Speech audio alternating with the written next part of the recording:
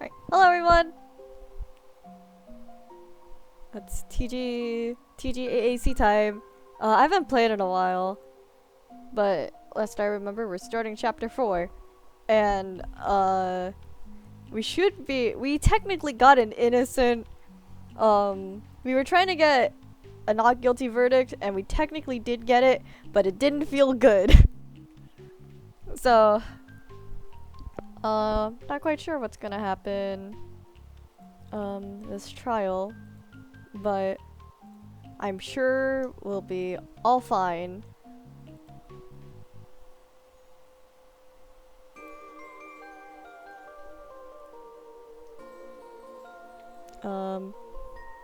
Alright. Let's get started here.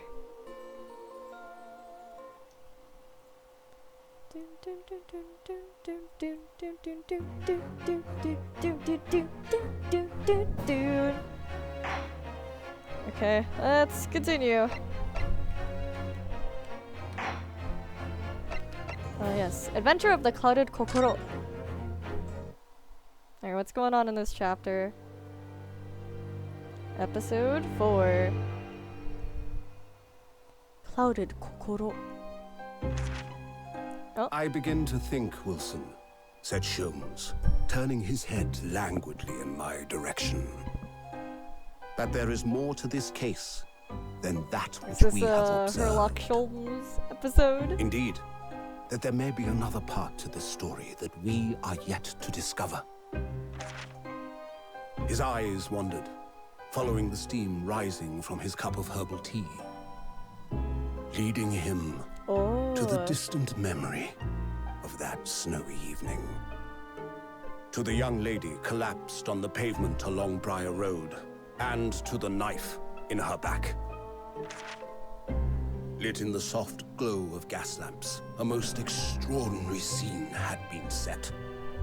And under the cover of a light fog, the curtain had risen silently on the insoluble mystery of our invisible killer. Pretty dramatic way to start off here. 19th February, 9:47 a.m. British Supreme Court. Lord Chief Justice's office. We did technically win the case, but... Did you sleep last night, Mr. Naruhodo? No, not at all. It was an enormous hotel, wasn't it? The rooms were so luxurious. I felt like we were staying in a palace. With all the gaslight sprinkling, it was brighter than day, even in the middle of the night. What about the enormous beds? After my time on the SS Buria, I wasn't going to waste a single inch of that space. I spent the entire night rolling from one side of the mattress to the other. Oh yes, it really was the sort of night you could only dream of normally. Except, when I learned that we owed £3 for the rooms, that dream quickly turned into a nightmare. Oops! Sorry about that. The building was so impressive and the entrance was so inviting, I just wandered in without thinking. Oh, naruhodo. In a lodging house in Japan, that sum of money would put a roof over your head for a whole year. Oh, Susato! I did try, but I'm afraid I couldn't help myself when we were presented with the bill. Oh, I really am sorry. Well, never mind. We must find some more affordable lodging straight away, though. If we're not careful, our entire stipend will be used up in 10 days or less. Ugh, London is a scary place. Oh, good morning to you at this early hour. Hello there, you look so cool! Oh, yes, well... Good morning to you, Lord Chief Justice. We have come to report on the outcome of the trial at the Old Bailey yesterday. Susato-san is amazing. She doesn't bat an eyelid, even in the presence of the imposing Lord Strongheart. This guy is cool. Yes, I believe you had a very comprehensive initiation into British courtroom practices. Oh, yes! It was very eye-opening, thank you. And, in accordance with your instructions, Lord Strongheart, Naruhodo performed his duty to the end. Yes, I've already been apprised of events. You conducted a remarkable defense. You may consider the test passed. Oh! No longer are you a student from the Empire of Japan. You may henceforth claim to be a fully fledged lawyer. My country is delighted to welcome a young talent from such a remote eastern island. The music is sick. Thank you very much. So, I'm a lawyer now. Now, in view of your new appointment, I have a fresh case in mind for you. I'd like you to take it on at once. I trust that won't be a problem. Another case? Already? Nothing trains a lawyer better than practical experience. I'm sure. I don't sense dissatisfaction, do I? It's just that yesterday's trial ended unusually. I haven't quite come to terms with it. What's to come to terms with? The man was cleared. What more were you hoping for? Ah, yes. The culpability of the defendant has not at the present time been established by this court. Consequently, the jury will not be required to prefer judgment. Well, Lord Van Zeeks, it's been a pleasure, so it is. And as for you, my dear fella, I couldn't have asked for a better defense. Oh, this guy's pretty dead right now. Yeah. This guy is pretty suspect.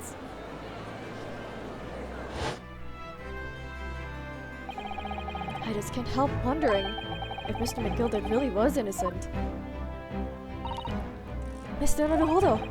It's just that I never managed to ascertain the truth. And then the trial ended. Well, you needn't let it trouble you for a second longer. Sorry? What do you mean, Lord Strongheart? Magnus McGilded passed away, immediately following the trial. Ah, yes. No! What? Mr. McGilded is dead? Yep, we saw. I have 19 minutes and 41 seconds until my next engagement. Time enough to talk. This guy's cool. Oh, let's converse. Mr. McGilded's death. I don't understand. What happened? How can he be dead? After the trial concluded yesterday, there was a great commotion in the Old Bailey. As you'll presumably recall, an omnibus had been wheeled into the courtroom. Yes, of course. That was the scene of the crime which Mr. McGilded had been accused of. Precisely. Well, while the bailiff's attention was diverted by some other matter, the omnibus went up in flames. No. How could such a thing have happened? That is being investigated as we speak, but already. The police have identified a corpse found inside the charred shell of the carriage as that of Mr. McGilded. That's awful! The man must have slipped inside whilst the bailiff's attention was elsewhere.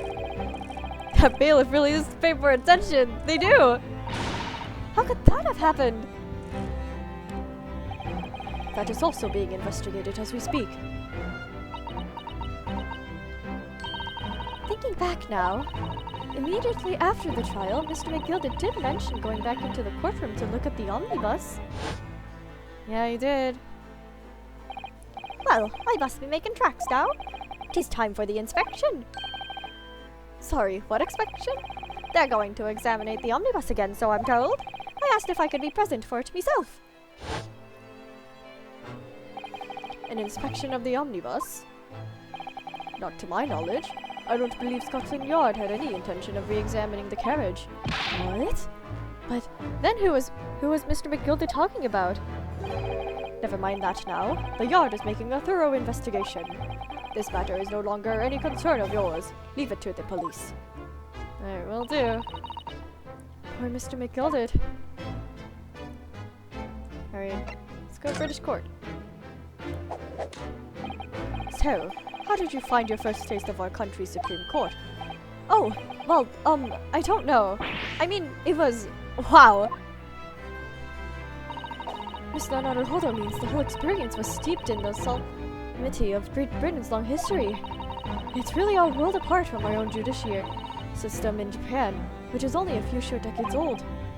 Wow, Suzato-san has such a way with words. And you seem to have a way of failing to find the right ones. The judiciary system here is the most advanced in the world. Learn all you can. The most advanced in the world, is it? It was fortunate that your very first trial was a simple affair. Simple? That was simple? That was not simple. That was not simple at all. As I mentioned yesterday morning, it was a trial you couldn't lose. I don't mean to be contrary, Lord Strongheart, but the case was anything but simple. The circumstances of the case were so incriminating. I was stunned when I first heard them. In fact, I'm still finding it hard to believe that we managed to get a favorable verdict. Is something funny? What happened? No, my apologies. However, the fact is that you did receive the not guilty verdict you set out to achieve. And that can only be attributed to exceptional talent, wouldn't you agree? Well, I don't know about that.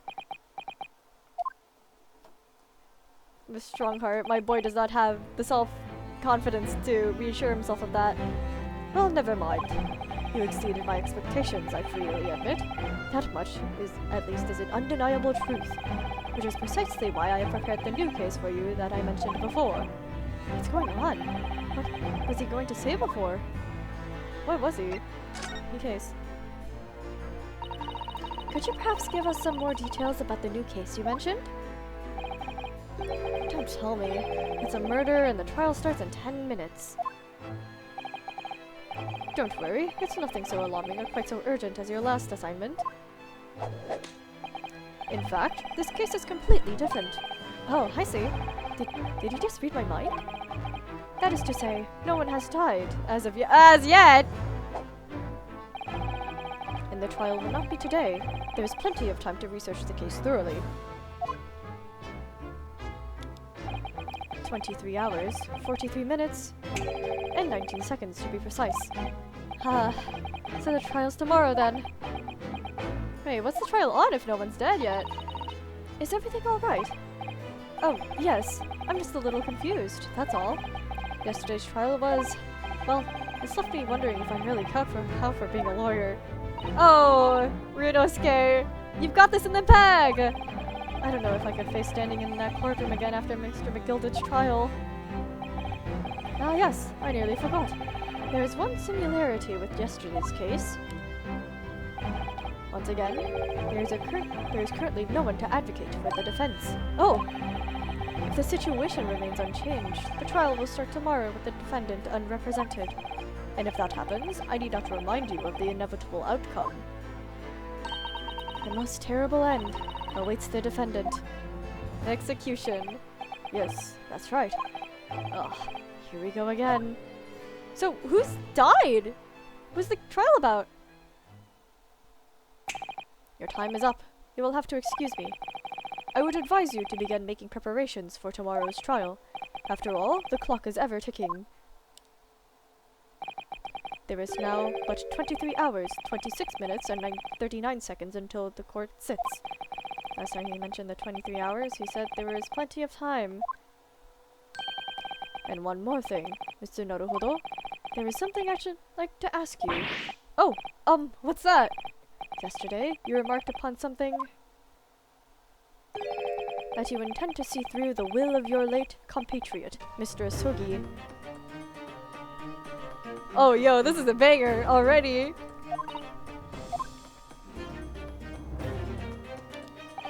I would be interested to hear what exactly you mean by that. Inside 34 seconds.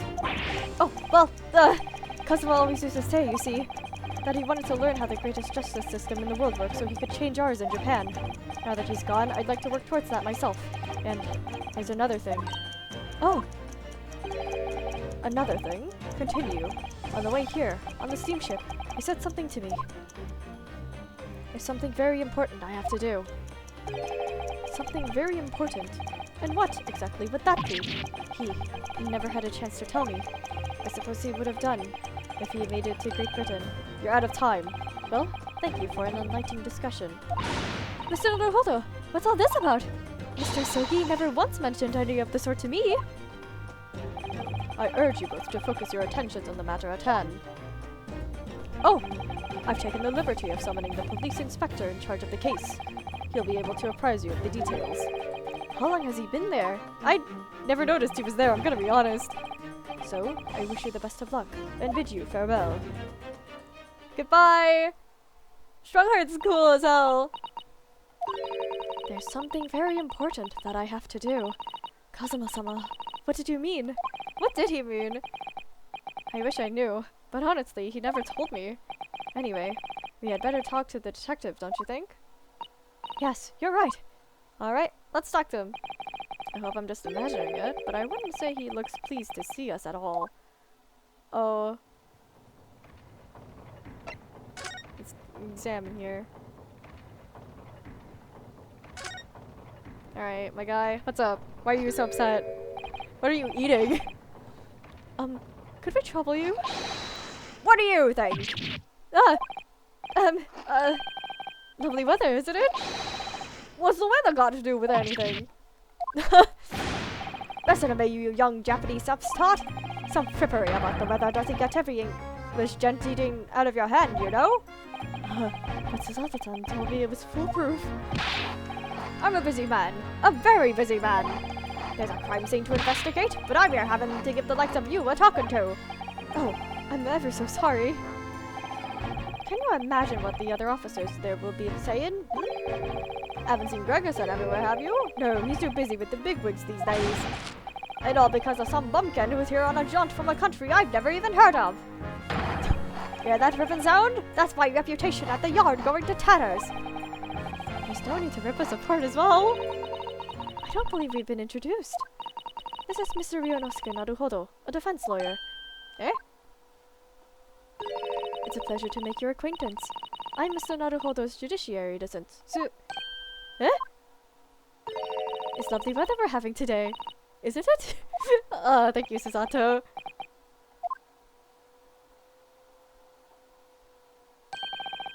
It is unseasonably fine, I grant you. London winters don't see a lot of sunshine.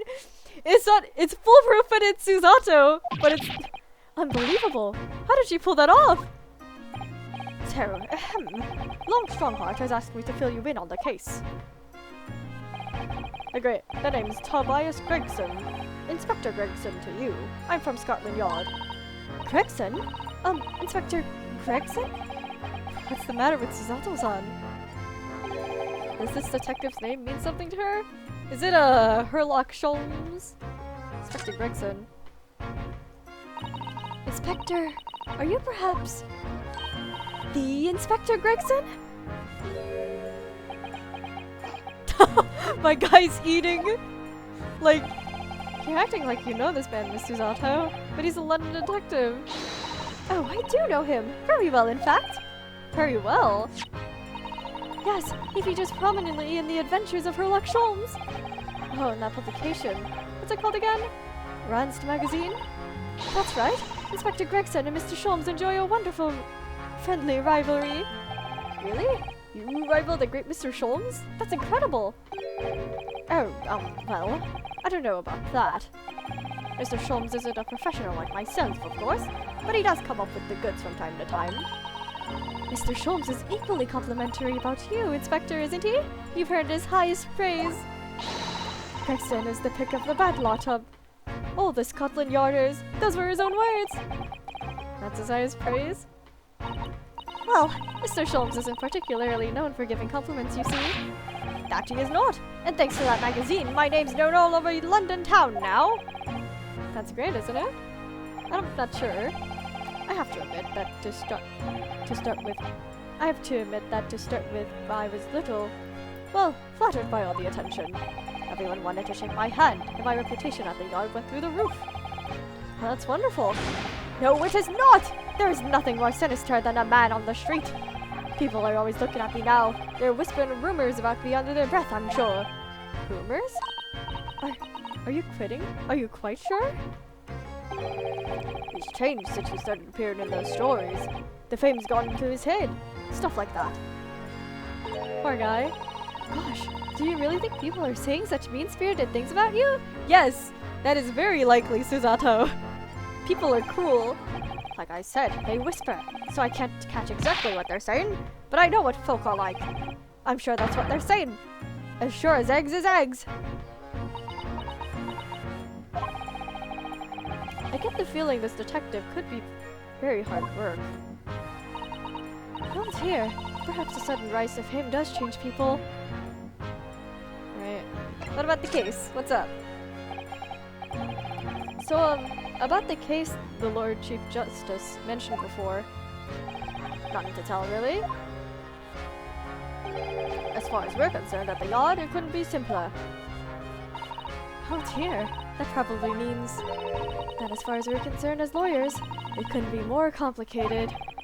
I wish you were wrong about that, but I have a nasty feeling you're right. It's never too simple with these attorney games.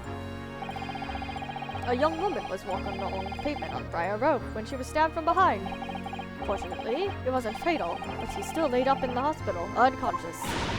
That's despicable! What sort of coward would attack the poor woman from behind? A lot of people, really. I suppose you would have finished whoever it was off with a Susato takedown, would you? That is neither here nor there, Mr. Naruhodo. Brace yourself for your nose, Kay. You've anchored her now. Anyway, after something of a whirlwind investigation, the criminal was arrested. Barely had time for a cup of tea after the incident took place, to be honest. So, there must have been something left at the scene that led you directly to the culprit? Or perhaps a reliable witness who recognized the person in question? Let me stop you right there. You're wasting your time on this one. Sorry? There's nothing you can do. There's no way to help the bloke now. Why ever not? Simple. The prosecutor that's been assigned to the trial tomorrow is Lord Bark von Zeeks. Oh, alright. No. Sounds like you've heard of him then. Alright, we're the only ones who can do it then. Oh yes, we are very familiar with Lord Van Zeeks. Believed to be the harbinger of death itself. The Reaper of the Bailey. Right. Reaper of the Bailey. Lord Baron von Zeeks, who we faced in court only yesterday. Mr. McGilda told us about him before the trial, didn't he? He sure did. When von Zeeks stands for the persecution, they call the accused to sacrificial lambs.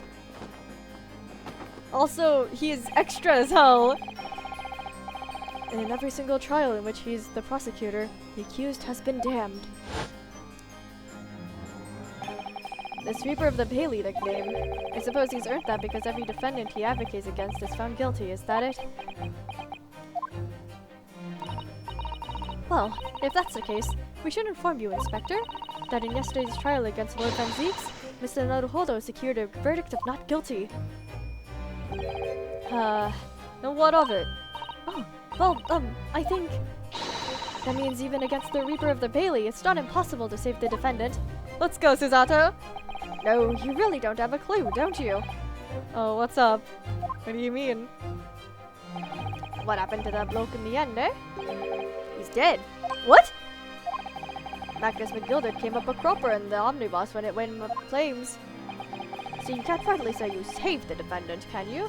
That's a separate matter. He died in a completely unrelated case, okay? What are you saying? Look, if Van Zeeks could get the dirt to stick on everyone, he'd be a miracle worker. But that's not how it goes. He doesn't work miracles, he works magic. Black magic. I'd have a good long think about that if I were you. Are we really supposed to believe that? Nah, we've got it. We've got it. Let me at him.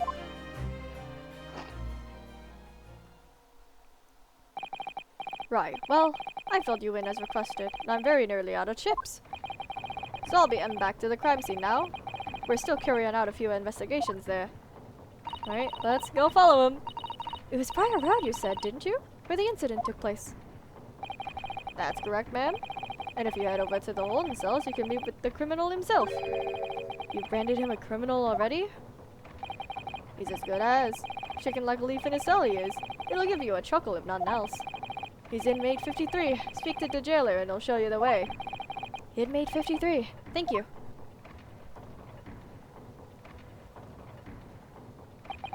Alright. So there's no helping anyone against the Reaper of the Bailey, they say. Is something troubling you, Mr. Naruhodo? To tell the truth, when I recall the trial yesterday, I can't stop myself from shaking. Is the accused Herlock Sholmes? Because I feel like that would make a lot of sense. The idea of facing the Reaper in court again is... Well, if you think it's too much for you, there's no shame in turning the case down. That takes courage too. Now we've got this. We're the only ones who can go up against him. But if the man they've arrested is innocent... You could well imagine he would be shaking like a leaf in a cell. And I, for one, wouldn't find the sight of that funny. So, if I'm honest, I'm still reeling from the shock of yesterday's events myself. And I'm really not sure if I'll be able to help this man, whoever he is. But I'd like to try. So I think I'm going to make some inquiries. Will you help? Let's go, Yunosuke! Did you really think you had to ask? After all, I am your judicial assistant. Thank you. So then, shall we? Yes! Let's go! Alright, investigating we go! Okay, Briar Road. Let's see who our accused is. 19th February. Local prison cell. 9. So these are British prison cells. Oh, they're ghastly. It feels just like a dungeon. Yes, and having experienced it in Japan myself, I can assure you that our wooden cells feel a lot cozier than these cold stone cell walls. Yes, the Ryunosuke rating. 5 out of 10. Oh, don't, Mr. Naruhodo. You're making it seem worse. Apparently, our client is in the cell here. But it's so dark at the back there, I can't make him out. I wonder what he's like. Inmate 53, your legal representative is here to see you. Stop on near the back of the cell and show your face at once. Am I a cat? As yet with no name? Calling me by a number is utterly unbelievable. Unjustly unreasonable. I refuse to answer. Is it Herlock? Mr. Naruhodo. What? What do you think is going on here? I have no idea, but I wasn't just hearing things, was I? That tirade of complaints was in Japanese. Wait, is it Hosonaga? Oh, wait, who are you? Wait, who are you? You're new. Excuse me, but who? Shh, quiet. My guy is nervous as hell.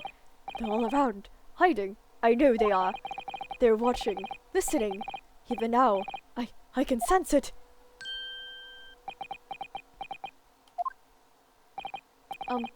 Right. So, could I ask you who exactly... There you are! You've come to curse me, haven't you? Don't try to hide it. You're a ghost! I'm no such thing. A ghost?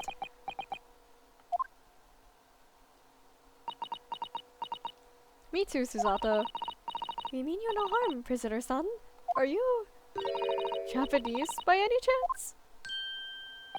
Snapped right out of it. This is... beyond my wildest dreams! Who are you?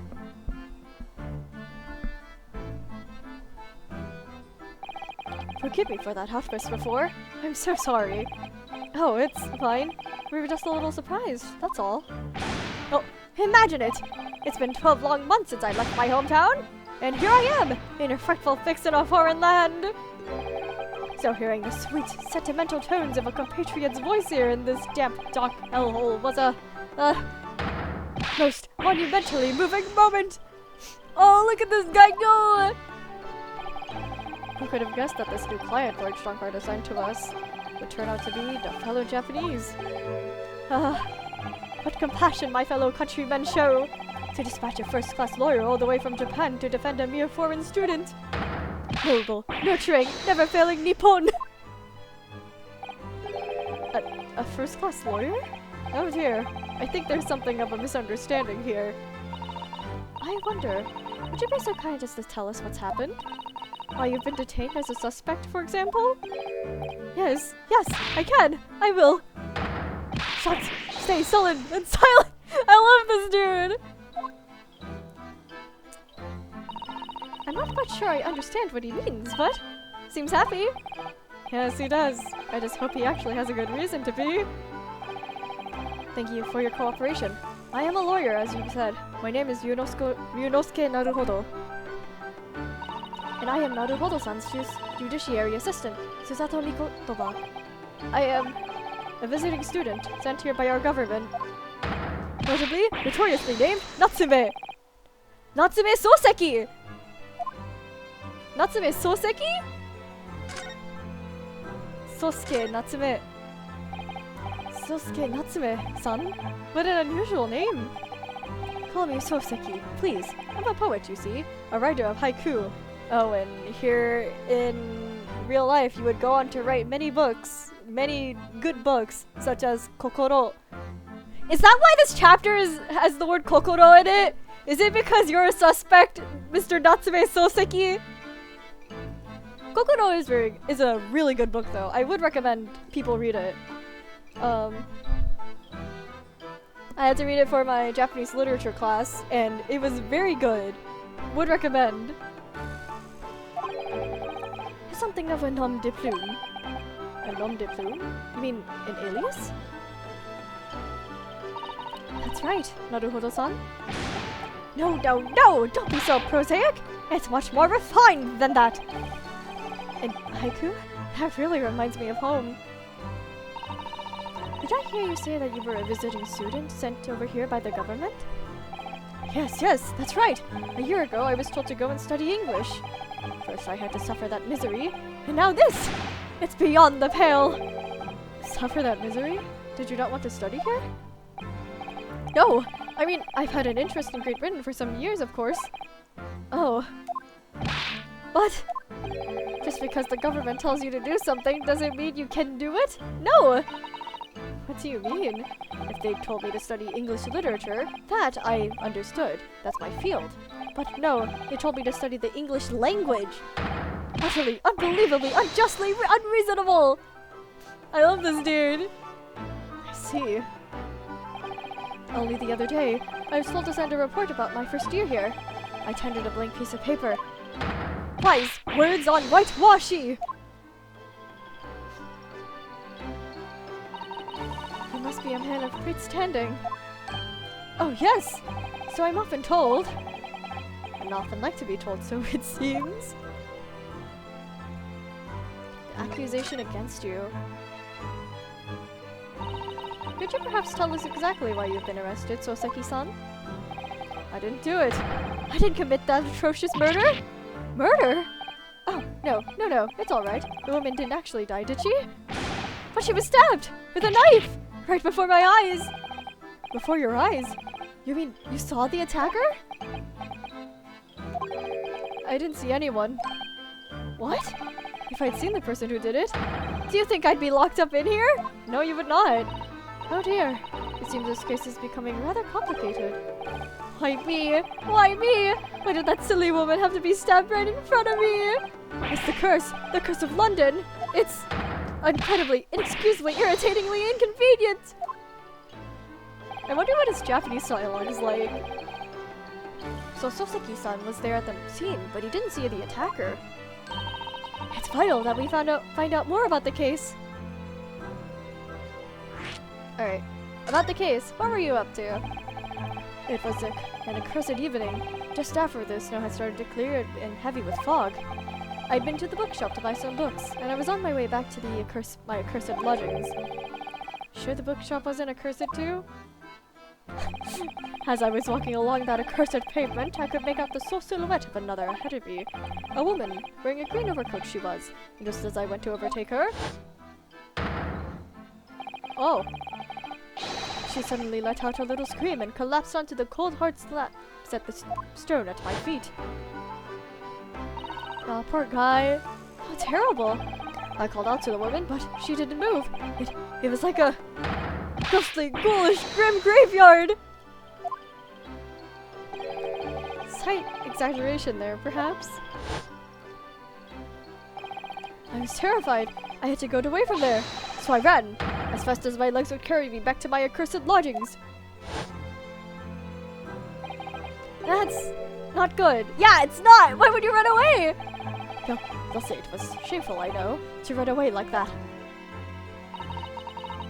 Tell me, Soseki-san, was the victim an acquaintance of yours? Don't be ridiculous! Do you think I know any of these fair-haired English? And a young woman at that? I'm diffident, shy, timid, unsure. I can't talk to people. This guy's so good. I see.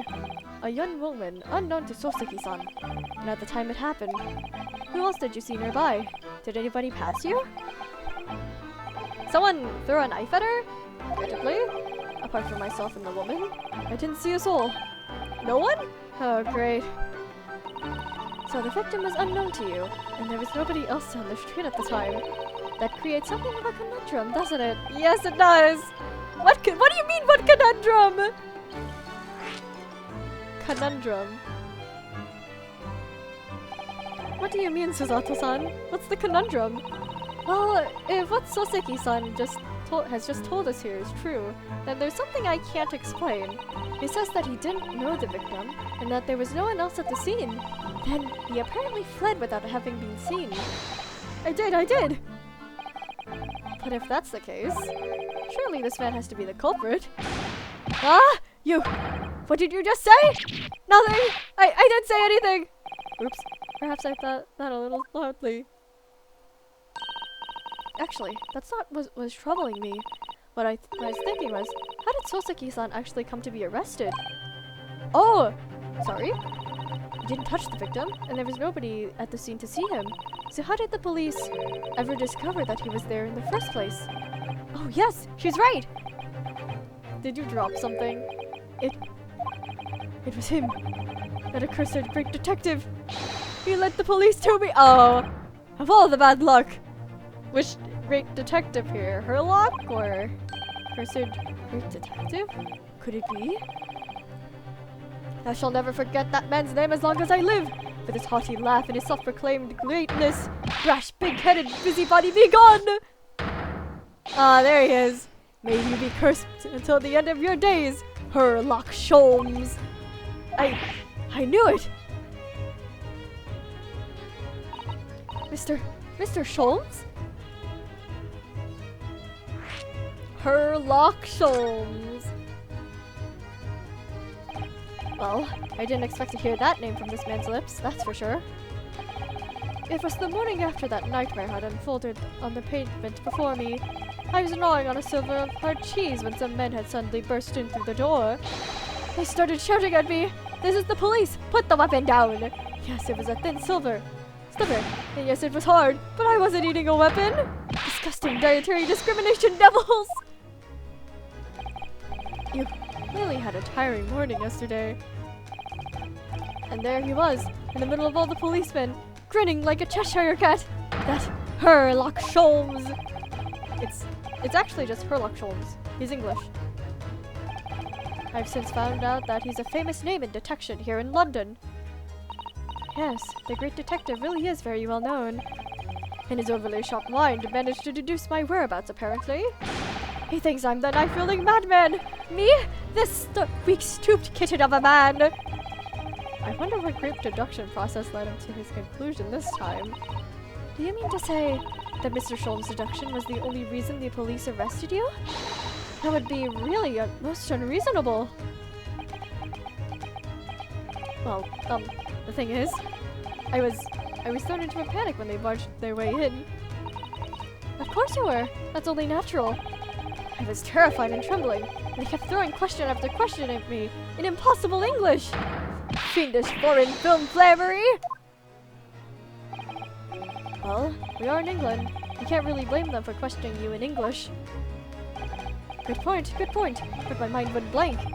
I knew I had to answer, but I didn't know what to say. So I just kept repeating things like, "Yes, I do," and "I'm fine."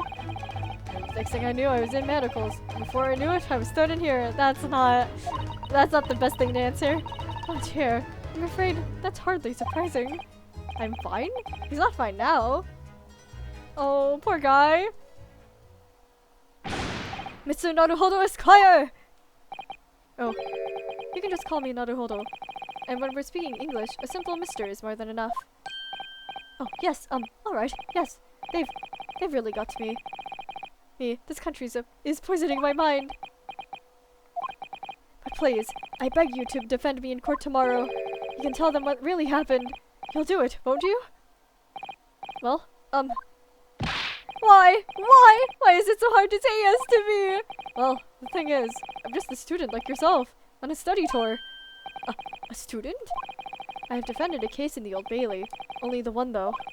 But at this moment in time, I really don't know what I'm supposed to believe in. I'm confused about what justice in this country even means. Oh, Naruhodo. Oh, Naruhodo-san. I'm not even the foreign student who is supposed to be here. I'm a sort of locum lawyer, I suppose. But that I'm bad. That's the mark of a defense lawyer from our great empire. It's a keepsake from the man who should have been here. He was my best friend. A keepsake? Oh. I know exactly what they're saying about me. Oh, who do you mean? The lawyers. All the British defense lawyers. They won't defend me. Goodness! Why do you say that? For the same reason as you noted before. When it happened, there was only the victim and myself around, and I ran away from the scene of the crime. I'm not a fool. I know it looks as though I must be the culprit. It must be very hard for you, Soseki-san. Poor guy. We gotta defend him! Anyway, I'm a student from overseas. I'm just a foreign nobody to them. Someone not to be trusted. I heard them openly laughing about me before, in my earshot without any compunction at all. Any trial for this man would be a waste of time, they said. And, of course, the foreigner did it. They even had the gall to say, the man doesn't understand half of what's being said anyway. That is awful. I'm wrong. I've studied more English than half of the policemen out there on the streets. I've traveled halfway around the world to learn about these people's country and its great history. But no one here wants to listen to a man with a strange accent. They all hate me. So, at the very least, I'd like to entrust my fate to someone who can listen to me. In my native tongue. Oh, poor guy. You could do it, couldn't you? When I look into your eyes, I can see it. I can see what you've been through. Soseki-san, it's just that... Yunosuke, you've gotta do it! Come on! Give me a little time, please. I'll do what I can, for the time being. What do you mean? We shall investigate the course as thoroughly as possible. If we can find some clues, it'll give us a much better chance, I'm sure. Oh, yes, thank you! I'll be here, all alone, waiting for you! Welcome student, Mr. Haruno Esquire? We should get going then, Naruhodo-san. Let's go! We have a case to prepare for. We'll help you, my guy. Okay. Let's move over. Briar Road. Glad we talked to the guy first. Oh, what's going on here? 19th February, Briar Road. Oh, that's the crime scene. So this is where it happened. Briar Road. Ah! Look! Mr. Naruhodo! Look at that regulation metal helmet! It's unmistakable! The men of Scotland Yard are here! They're investigating as we speak! That is their job, you know. But Mr. Naruhodo! To see one with my own eyes! They're often depicted in the adventures of Sherlock Holmes, but I never dreamed I'd ever come this close to a real Bobby's helmet! What? The helmet? Of course! I have to try one on one day. Well, I hope your Hattie dream comes true. So true, Susato. Oh, hi there!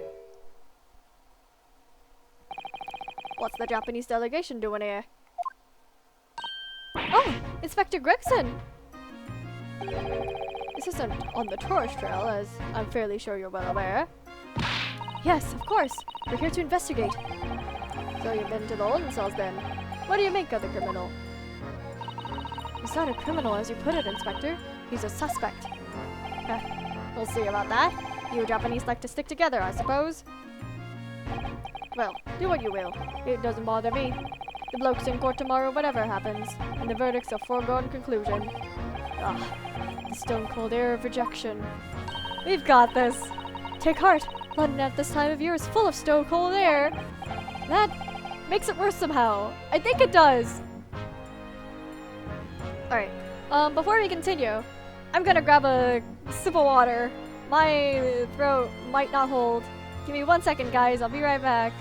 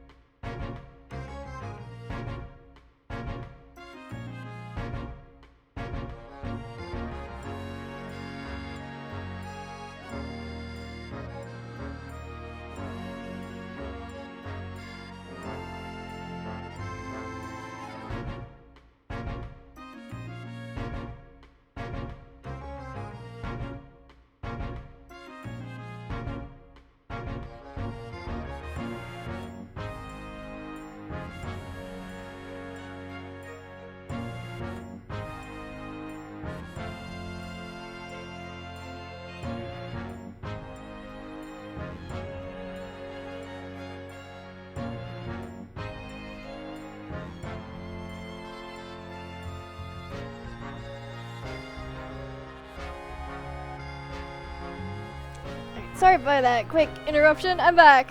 And I have taken a quick sip of water. Alright, let's converse here. Tell me about the Scotland Yard, Inspector. Ever since I read about it in The Adventure of not Sherlock Holmes. That's copyrighted. Sherlock Holmes. I've been fascinated by the place.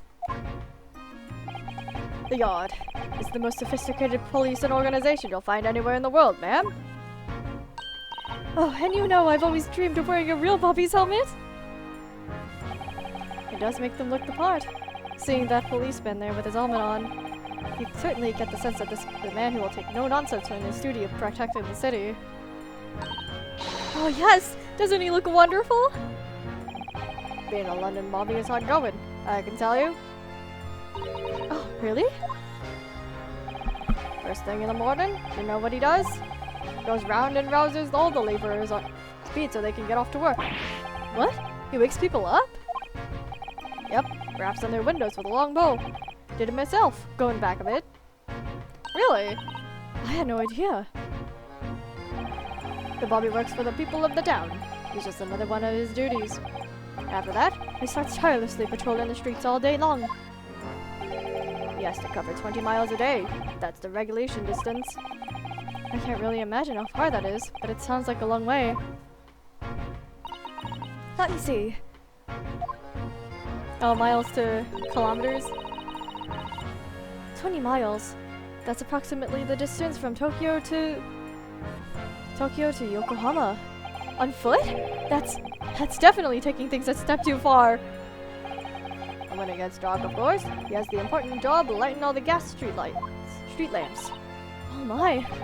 And I suppose in between all those duties, hobbies are expected to investigate cases as well. And chase after criminals trying to evade the law.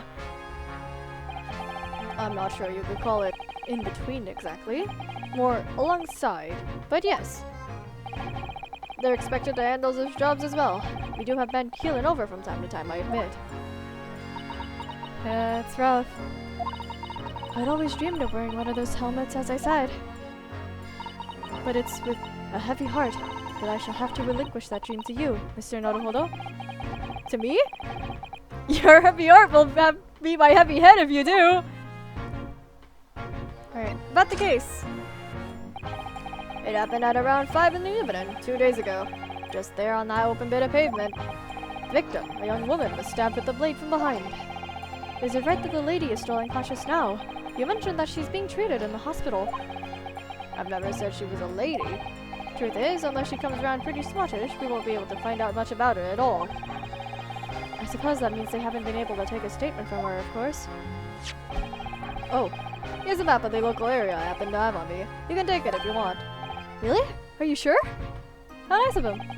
It's your policy to give lawyers defending the suspect odd bits of information to go on. I haven't actually accepted the job yet, but... Thank you, Inspector!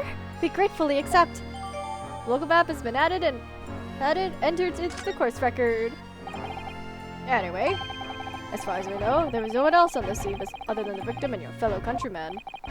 So what did it, do you think? How much of a head-scratcher is it? Well, I know Mr. Natsume is also claiming not to have seen anyone else around, but... Just because he didn't see anyone, it doesn't mean we can be sure that no one else was present. I'm sorry to have to tell you, but we most certainly can be sure. How? Yeah, how exactly? Because, ma'am, the precise moment of the stabbing didn't go unnoticed. What? We have 2 very reliable witnesses, no less. Ah! 2?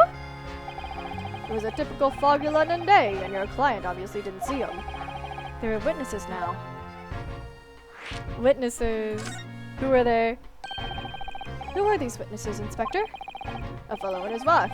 The man's one of the most reliable and respected citizens in all of London. Yeah.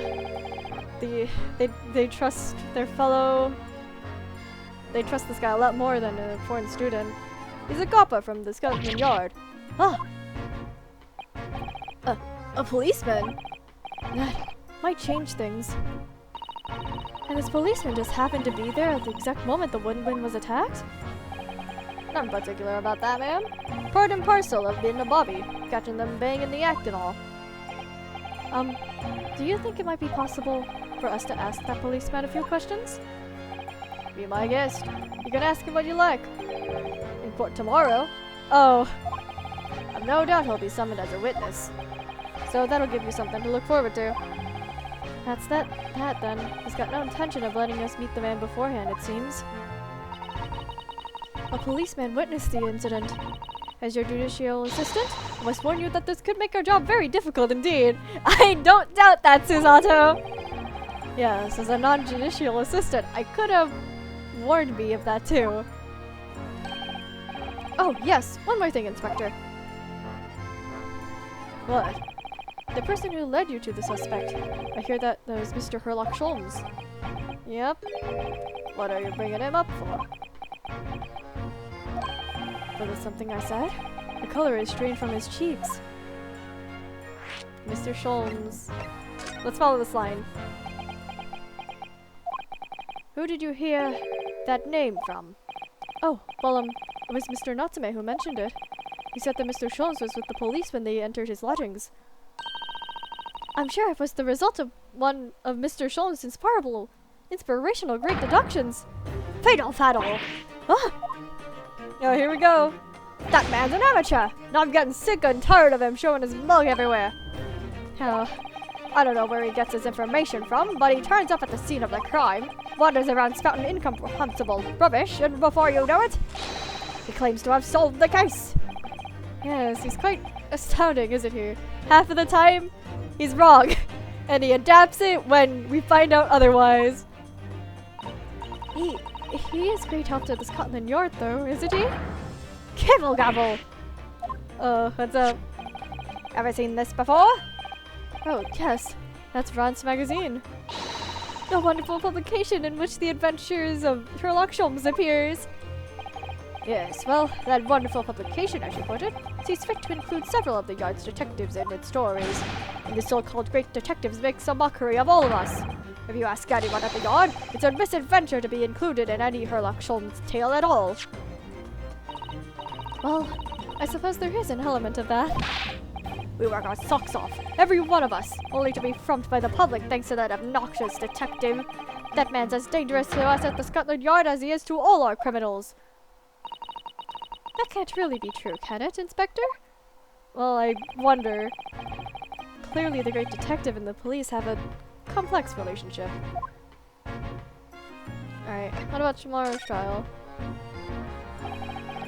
That twitchy Japanese bloke goes on trial tomorrow. Are you gonna defend him or not? Well, makes no difference to me, but I will just say this. No London lawyer worth his salt would touch that case with a barge pole. Because the prosecution is being handled by the Reaper of the Bailey, you mean? Yep. There's no way to save that man now. It's a waste of time trying. Well, we wouldn't be in a video game if it was. I've got protagonist plot armor, it's fine.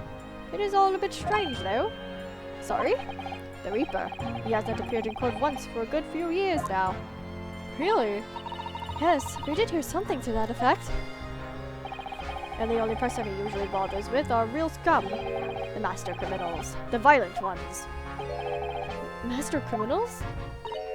The violent ones? That's right. He handpicks his victims, only deals with those guaranteed to go to the gallows for their sins. But Natsume wouldn't hang for what he's accused of, surely? That's just my point, sunshine. Yes, the young woman who was stabbed, but it didn't kill her. Could even say the intent was there. So this isn't the sort of case I'd be expecting the Reaper to want to sink his teeth into, for want of a better phrase. Well, it's not exactly a minor infraction, is it? No, there's got to be more to it. Some reason he's taken an interest. Oh, the underlying plot of most Ace Attorney games. Really? What sort of reason, Inspector? You think I can tell what's going on inside the head of that Lord of Darkness? You'll have to ask him yourself at tomorrow's trial. Are you really going to have to face the Reaper again? The Lord of Darkness, as he puts it. Well, we've got no other choice. Oh, they're gone! Well, I don't think we're going to get any more useful information out of the detective. What's up? Mr. Naruhodo, can I make a suggestion? Oh, yes, what is it? Well, it seems to me that we must speak with him about this. Mr. Herlock Sholmes? By him, do you mean Mr. Sholmes? Yes, Mr. Herlock Sholmes, exactly! Look at those shining eyes. You can't wait, can't you? Well, Mr. Natsume did blame Mr. Sholmes for all of this, didn't he? Yes, he did! He really did! Which makes him an involved party in the case. Are you going to ignore that? I hope not! I assure you, it is simply not my selfish desire to meet Mr. Sholmes again. The trouble is, we have no idea of the man's address even. Oh, it's Baker Street! How do you just know this? How do you know that? It's in the stories, of course. 221B Baker Street, the most famous address in the world. Oh, I see. Well, there's nothing to stop us from going, I suppose. We'd better try to find our way there before Susato-san gets any more excited and unpredictable.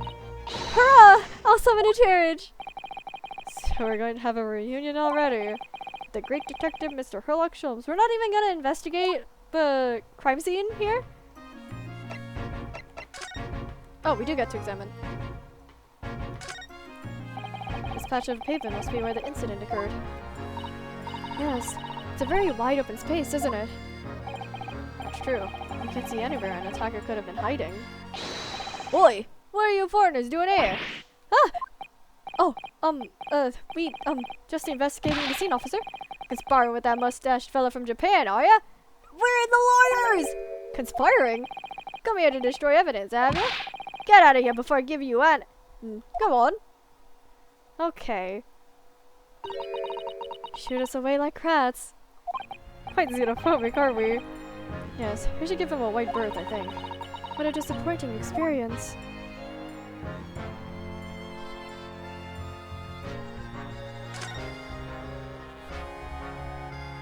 Okay, I don't think there's anything to investigate over here, sadly.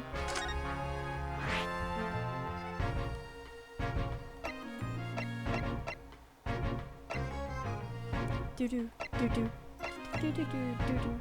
Can we really visit anything? Alright, let's see. I want to guess that the house is actually like... Oh shoot, there's a cutscene? Oh, look at low quality Naruhodo and Susato. Look at them. Thank you very much. It's just up there overlooking the street. Good day. Thanks again.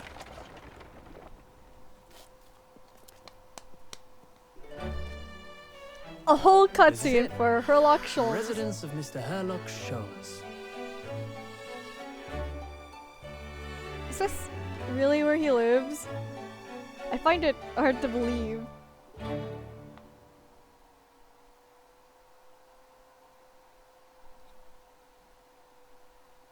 Oh, this really is where he lives, isn't it? 19th February, 12:53 p.m. Sholmes' suite. So this is where the great detective makes his living. It feels surreal to be here somehow. And where is he? Whoa. Susato?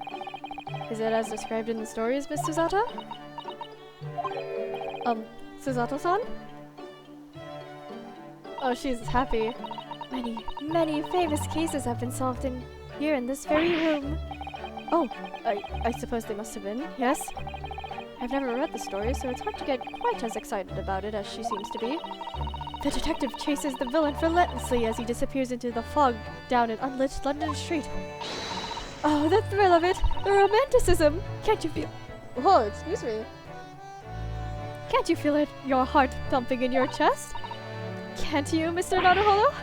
Oh, I suppose I can, yes. So, if you don't mind... Oh, back she goes to... I'll just stand here and soak up the atmosphere for a little while longer. Please, don't mind me. She's obsessed. Alright, where is Mr. Herlock? Well, it looks like our detective friend is at home at present. Excuse me, is anybody home? Oh, do we have a visitor? Who is it, Wilson? Hello! Hello! Is it a big new case for Mr. Sholmes? Hello? Wait. Aren't you... Oh, how rude of me! I'll go and make some tea at once. Hello there. I'm sure it's the same girl. Mrs. Sato, did you see the girl who was just here? Oh yes, isn't it truly extraordinary? To think that the King of Bohemia came to this very room to ask Mr. Sholmes to take on his case. The King of Boera? King William... Oh god. King William Gostrix Sigismund von Orstein, of course. Sorry, I'm drawing a blank. Forget the adventures of Herlock Sholmes for a moment, and look over there! The tea's brewed, and I have a freshly baked cake as well. Ah, it's you! I knew it. Susato-san recognizes her too. You were from the last trial. There you are. And taking that with you as well. I was looking forward to the trial run of my experimental smoke grenade launcher. Oh, good day to you. I'm, well, the inventor, I suppose, of that machine. Got your emblem and everything. As the girl who turned up at the end of Mr. McGilda's trial in the defendant's antechamber. I've never met a lawyer from the Far East before. Poor you, having to get straight to work when you've only just arrived in London. Yes, it was challenging. Well, try this tea. It's my special blend, you know. Oh, thank you. Is she supposed to look that Uh-oh. Oh my, what a fragrant yet mellow flavor. Hooray! It's a winner! I tried blending different leaves designed to alleviate fatigue, you see. You must be exhausted after your long voyage here, and you must have another ticklish trial tomorrow. Oh, and you're to defend a Japanese man. I do wish you lots and lots of luck. Did Mr. Schultz tell you about us by any chance? Oh, you know Hurley, do you? Hurley? Mr. Sholmes to you, surely. Mr. Sholmes was the fellow passenger on the boat that brought us to Great Britain, you see. Was he really? Well, I had no idea. I'm afraid Hurley is out on an errand again today, even though he just returned from overseas. Wait a minute. You met this girl for the first time ever yesterday after the trial, and only briefly after that. How on earth does she know so much about us? Did she deduce all those things, you think? And perhaps more to the point, why is she here in Mr. Sholmes' suite? Oh, silly me. I haven't introduced myself, have I? You Iris Wilson? It's a great pleasure to meet you both. My name is Iris Wilson. I live here together with Hurley. Ah, Iris, is it? What a lovely name. What? What's the matter? No, wait. This can't be. Did you say that your name is Wilson? What's the matter with Susato-san? Why is she so flustered all of a sudden? Yes, that's right. And what are your names? Oh, I'm Ryunosuke Naruhodo, a lawyer from Japan. Oh, sorry. I'm Mr. Naruhodo's judiciary assistant, Susato Mikotoba. It's nice to meet you. Lovely. Susie and Runo. Got it. Oh, Susie? and Rudo? There's more to this girl than meets the eye. I have so many questions for her, I don't know where to start. Yes, and so do I. Alright, Miss Iris. I'd like to converse with you. It was you that we ran into yesterday, wasn't it? At the Old Bailey. Yes, that's right. You were ever so helpful. Thank you so much. Oh no, not at all. I'm so sorry we couldn't have been more welcoming. Though at the time, we did have a rather large gun pointed at us. Oh, she just pulls it out! Like this? Please don't shoot us! Thinking back now, you left with Miss Lestrade in tow, did you? Oh yes, that awkward witness, Gina Lestrade. Oh, Guinea? Yeah, she's a professional pickpocket. So we found out. It was very naughty of her to pinch my invention like that. Are you referring to that trial-disrupting gun-like contraption? Exactly. So I followed her, you see, to get it back. Perhaps I should think about fitting a self-destruct mechanism in my inventions! Maybe not? This girl is dangerous. Anyway, I brought Guinea back here after that, so she could apologize to my trusty technician. Sorry, your technician? Hurley, of course. Silly. Hurley? Yes, Herlock. Herlock Sholmes. We live here together. I had no idea the great detective have such an interesting young daughter. Daughter? Not likely. What? I wouldn't call him Hurley if he was my father, would I? Well then, what is your relation with Mr. Sholmes? Well, I expect you found out that lodgings of any kind in London are very expensive. So the solution is to share the cost with a partner, a roommate. Your roommates? I assume so. I hope you don't mind me asking, Iris, but how old are you? 10! Well, what of your mother and father? Oh, no. They're not around. Oh, I see. I wonder what the story is there. Alright, what's with the Wilson? Do you mean Watson? Oh yes, there's something I must ask of you. Of course. Go ahead, Susie. I am a very great fan of the adventure of Herlock Sholmes and... Oh, you have a copy of Rats magazine. Yes, I read every issue. It's delivered all the way to Japan on a ship. Oh, this is so exciting. My stories are being read on the other side of the world. My stories? That's right. Hurley is always solving such amazing cases, you see, and he tells me all about them. They really are quite fascinating. It'd be such a shame if I was the only one who ever heard of them, don't you think? Goodness. Ah, so she's the author. Last night, he was telling me all about a new case he just solved on a steamship traveling from a faraway land. So I was just in the middle of typing up the manuscript for the next issue before you came. So you are the author? Yes, I'll let you in on a secret if you like. I'm going to call this latest adventure the Speckled Band. Speckled Band? That's certainly very familiar. Of course, I always change one or two details in the stories, here and there. This time, I had the idea of making a venomous snake be the cause of all the trouble. Oh, that was Mr. Sholmes' first thought as well, actually. Yes, and of course I know that a snake might not be a credible fit for the facts of the case exactly, but it's a story. Some poetic license is justified to make it more thrilling, I think. Don't you? So, do you mean to say... are the stories about Mr. Sholmes that are published in the Rats magazine? All written by me? Yes, on my wonderful and very modern typewriter. But all the stories I've ever read are written by a doctor of medicine, Dr. John H. Wilson. A type name, I suppose. Susato-san's getting more and more worked up. Yes, that's me. I mean, my name really is Wilson. But what about the doctor of medicine part?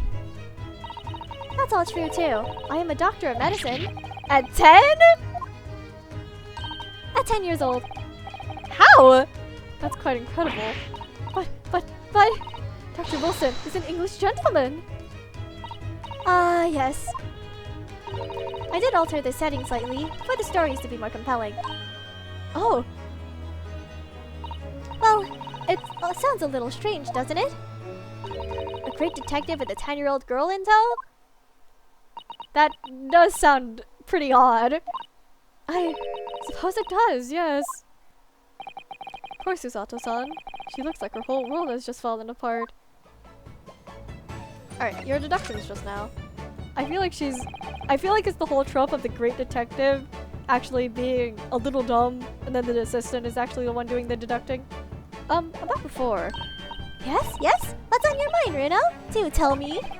How did you know that I was a lawyer and we just arrived in London, I mean? Yes.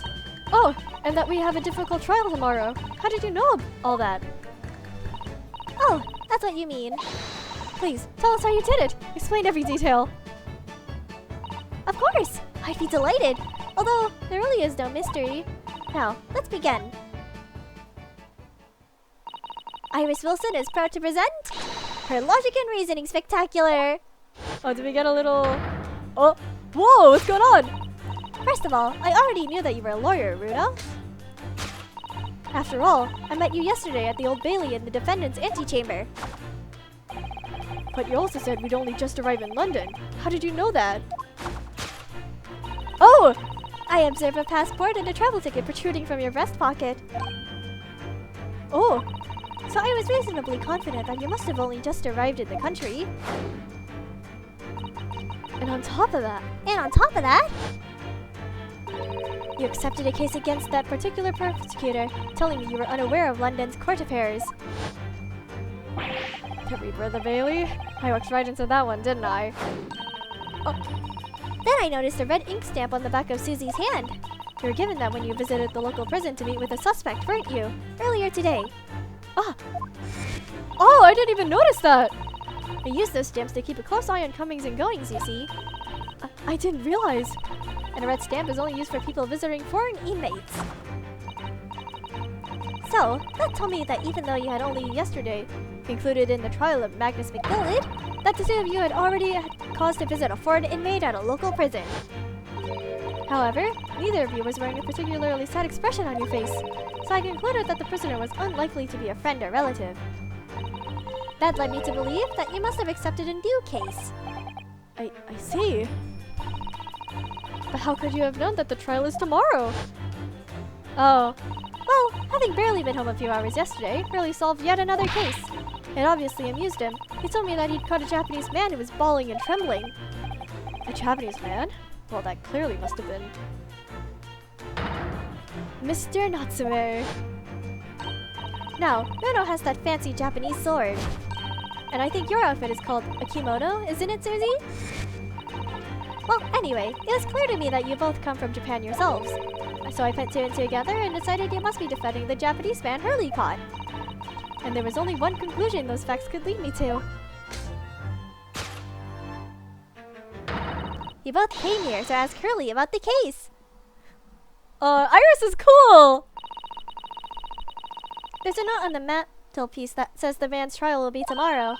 Hurley is always stabbing his nose with a knife, you know. He is silly. That's all there was to it, really. Thank you for listening. I'm Iris Wilson, and that was one of my great deductions. You really learned. Well, was it a winner? Were my deductions correct? They were spot on. That was amazing, Iris. Truly a great deduction. You even managed the certain something of Mr. Sholm's delivery. Oh, well, I was just copying Hurley's style for that. This is really good news.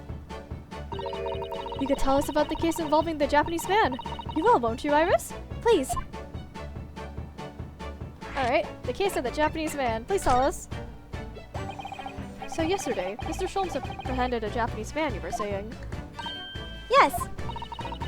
Hurley had just arrived back in London after a sea voyage. But the police were waiting for him at the railway station to take him directly to the crime scene.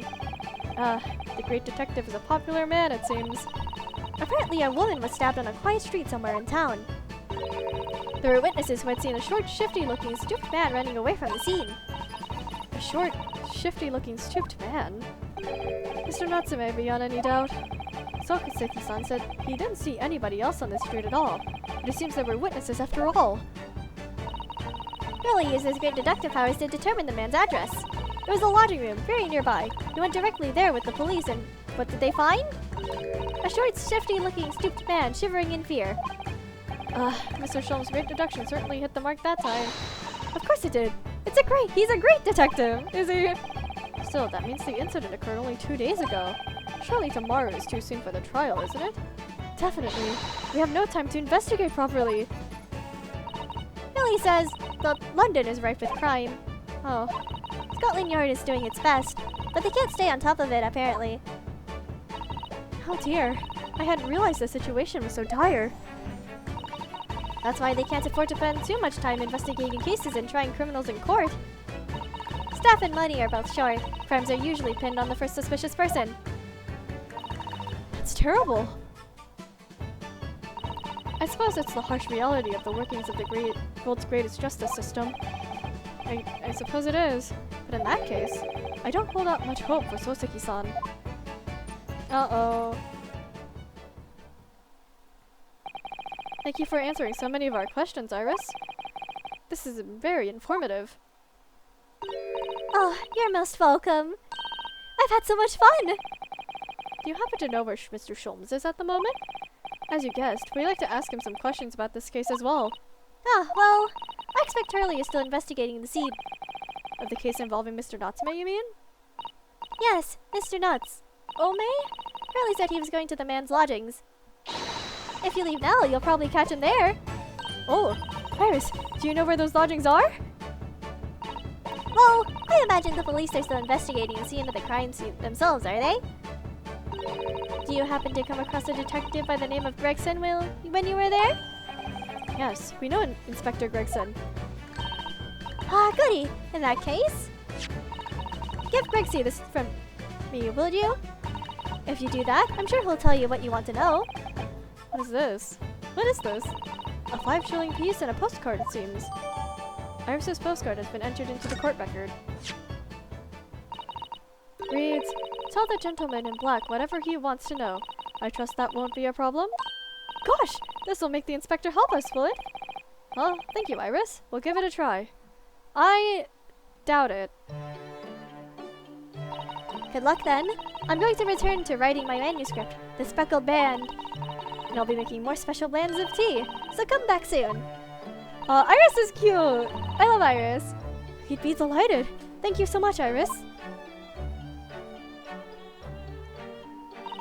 Well, Mr. Naruhodo, it's back to the scene of the crime.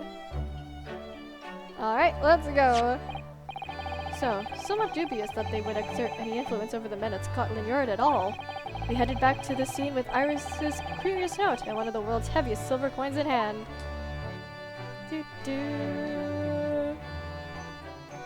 To be continued? In the investigation? Really?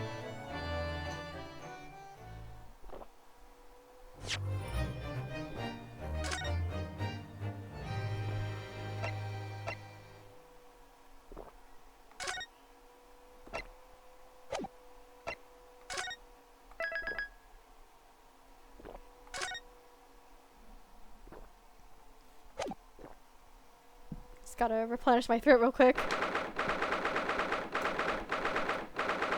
Dude, Briar Road. Alright, where's Sholmes? It looks as though the police are still here, carrying on with their investigation. Perfect! So let's find Inspector Gregson as quickly as possible! Yes, and let's see if he'll take a break from his trips to look at that silver tip Iris gave us for him. Where is he? Oh, there he is! Alright, let's present this.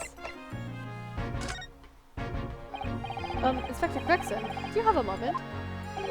I'm sorry to say I don't. I'm a very busy man. Much too busy to talk to a pair of foreign gadabouts, that's for sure. We have these for you. A present from Miss Iris Wilson. What? For me? From her ladyship? Her ladyship? Get that here, at once! Come on, hand it over. That's for me. Don't wait for me to give it to you, will you? What was that coin exactly? It's a silver crown, obviously. It's a lot more than that. It's an appearance fee, that's what it is. An appearance fee? Oh, I see. You mean... That's right. For the adventures of Herlock Sholmes. Her ladyship always offers me a little financial reward for featuring me. Every time! Yes, of course. I know all about your exploits, Inspector. I read them vividly. Of course, her using my name without my say-so does make me the butt of a lot of unpleasant jokes, but still. I'm sorry, Inspector. That must be difficult for you. Never you mind that. So, what do you want to know then, eh? Sorry? Tell the gentleman in black whatever he wants to know. I trust that won't be a problem. It says...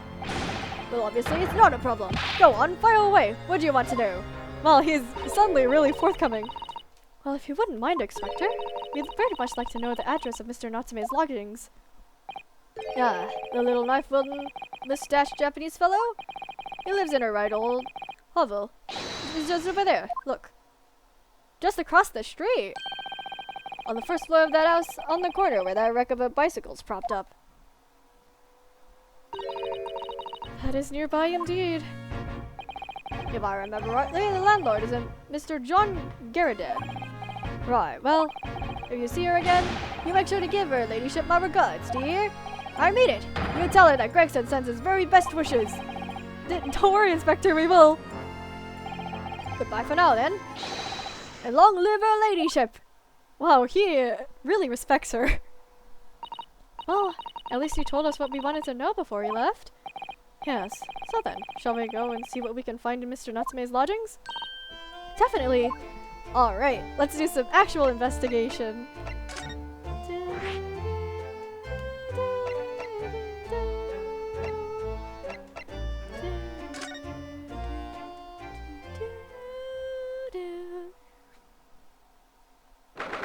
Oh! This guy's room is not what it appears to be. I assume it's all messed up because... Oh! May I help you? Yes. Would this be the residence of Mr. John Garadeb? Indeed it would be, sir. And who may I say is calling? My name is Ryunosuke Naruhodo. Mr. Naruhodo is representing Mr. Soseki Natsume. I believe he takes lodgings here. We would very much like to ask him some questions about our client. One moment, please. I shall convey the message to Mr. Garadeb. Did you see that, Mrs. Otto? That was a real-life English maid! Is this something to be surprised about? I know. As I understand it, anyone of standing in English society employs a number of household staff. But that was the first time I've ever seen one in the flesh! Oh, this day keeps getting better! It certainly feels like we've really arrived now, doesn't it? We need only to meet a butler and the experience will be I think you guys have already met one in the form of a certain Mr. Hosonaga. Well, I'm not sure if I'd go that far, but I understand the sentiment. Thank you for waiting. Mr. Garadeb, we'll see you now. This way. Alright. Oh! That's the guy! This window looks over a briar road, where the young woman was attacked. Oh yes, I can make out the policeman on the far side of the road investigating the crime scene. The glass is rather murky, isn't it? Can't see very clearly. Does this thing open at all, I wonder? I shouldn't underestimate the bitterness of a London winter, sir. Sorry? As soon as you open that window, the tea will freeze in the pot. No Londoner would go opening windows at dusk in the middle of winter, I assure you. Seems very unlikely that these two would have seen anything of the incident then. I wanted to move the window a bit. Oh, these are all broken. Everything's pretty disheveled. Alright, let's... Hello, sir. Good day to you. John Garadeb, at your service. Pleased to meet you, sir. This is Ryunosuke Naruhodo. He's a defense lawyer. Do excuse me for not getting up. Took a shot to the knee a few years back in the Battle of Maiwand, don't you know? Earned a medal for my pains, but had to withdraw from service. Handed over the reins to the up-and-comings. So he's a retired soldier. It's a love of a job getting up and downstairs now, I can tell you. Don't get out much, as you can imagine. Yes, it's quite a climb here up to the second floor, isn't it? I was panting at the top of the stairs. You really must take my exercise, Mr. Naruhodo. Do you think so? Well, Mr. Garadeb, no doubt you were very courageous to earn yourself a medal. Oh, it was nothing. The medal's just a folder roll, really. Wouldn't like to offend the general, though, so I grudgingly display it on the wall. Why don't you fet it down, Joanne? Let these good people see it properly. Joanne, fetch the... Oh! Dash it all, woman! Be careful! Oh, dearie me! I do beg your pardon, sir. You jolly nearly took the skin off my hands. I shall be more careful, sir. So anyway, there you have it. Living the quiet life now. Yes, I see. Now then, I hear you want to know about the chap lodging downstairs, is that right?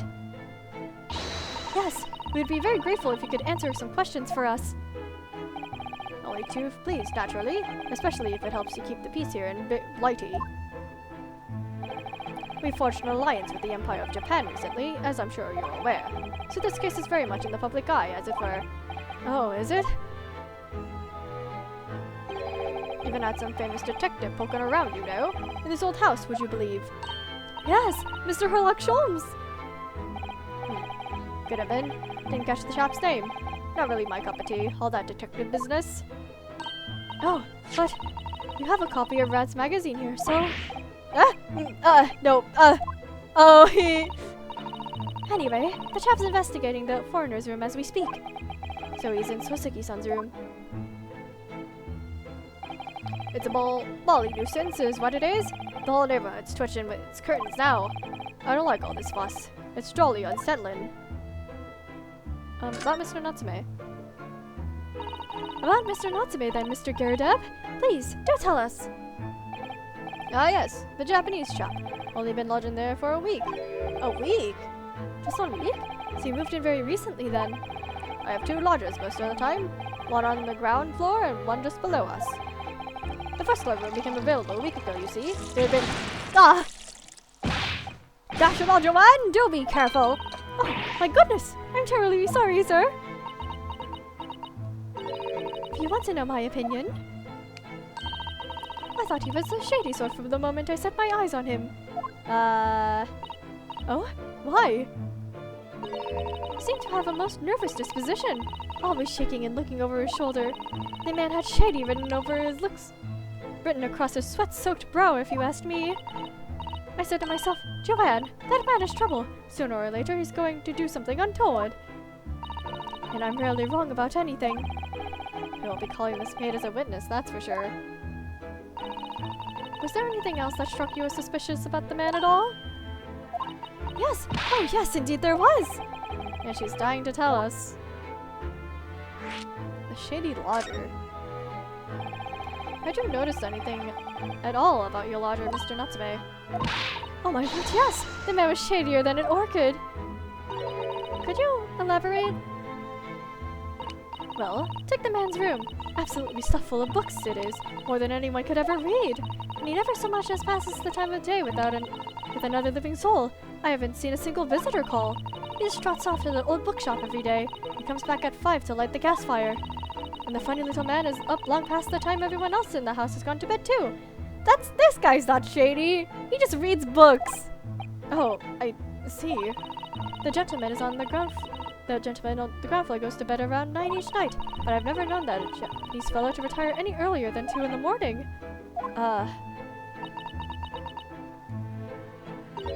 Could you clarify something, I wonder? What, pray? How do you know so much about Mr. Natsume's routine? Oh! I'd understood that neither of the lodgers live on this floor of the house, is that correct? That's right, yes. They're both below us, on the first floor and street level. Then, how is it that you know so much about the lives of your lodgers? The precise times that they come back in the evening, for example, even the times they go to bed. How do you know? Oh, Joanne. Good grief, Joanne! Be more careful, woman! Oh my goodness, sir! I'm terribly sorry, sir!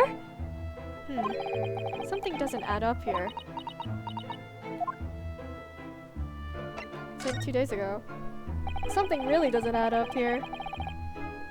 It seems that the incident took place at around 5 in the evening. Did you happen to look out of the window around that time? The window? Yes, we noticed that the window over there looks out over Briar Road. The incident took place on the pavement just on the far side of the street. Was there anyone suspicious loitering around? 5 o'clock is dinner time in the Gurub household, so I'm afraid I don't remember seeing anything. How about you, Joanne? No, sir. It would have been dusk outside already at that hour. And with the fog as well, I should think it would have been quite impossible to see the other side of the road. Oh, I see. Did you notice anything else out of the ordinary then? Such as? Anything at all, even if it seems unrelated. Well, yes? Was there something then? well, it's nothing particularly significant, but around that sort of time of year, for the love of God, Joanne, watch what you're doing! Oh, dearie me, what have I done? I'm awfully sorry, sir. Do be more careful, woman. I like this pair. Of course, sir. If I may, Mr. Naru Hollow. Oh, yes? I have an exceedingly good memory, and as far as I remember, Nothing of any sort of significance took place here at that hour. nothing at all. Oh, really? Mr. Garrett? The way you were talking before, it sounded rather like there might have been. Oh, well, as I was saying, it was just a trifling matter recently. Nothing else. You gotta tell us! Joanne Dash it all! What is the matter with you, woman? Begging your pardon, sir? Nothing happened. Huh. Yes, quite. Nothing happened. We sat down to a quiet, uneventful meal. Joanne? That's right, Mr. Garridab. What is the matter with these two? It sounds like something happened here in this room on the evening of the incident. But what? I wish we knew. Mr. Natsume's room. Can we go in? Could you tell us which floor Mr. Natsume's room is on? Why, certainly. Just below us on the first floor. And Mr. Sholmes is investigating there even as we speak? Yes. Toby, that's his name, had streamed to look into the matter, so I gave him the key. Mr. Natsume has engaged Mr. Sholmes' service? That's a blatant lie. Would it be alright if we also had a look around? In Mr. Natsume's room, I mean. Don't see why not. It's just down one flight of stairs. Who knows if we'll find anything that could help us with the case, but we have to try. We need all the clues we can lay our hands on, shall we? Yes, and while we're there, we can speak with Mr. Sholmes again. Perhaps he'll be able to tell us more. I somewhat doubt it. Alright, let's move. Landlord and his wife.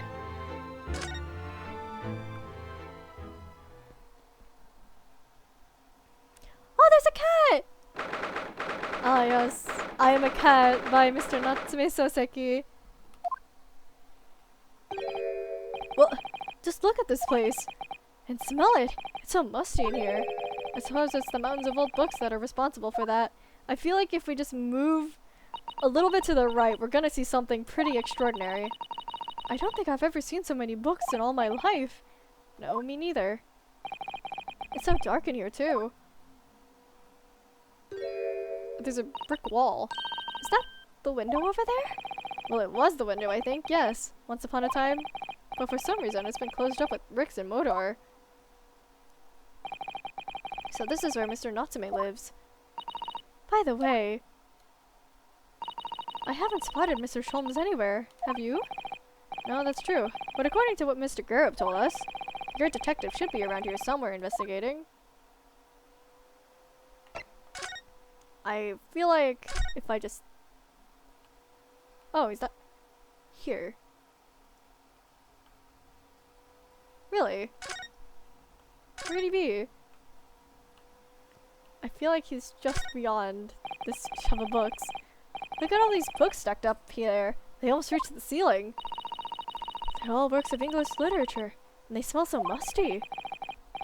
With this volume of books to hand, you'd never be short of reading material, would you? No, what a dreamy idea.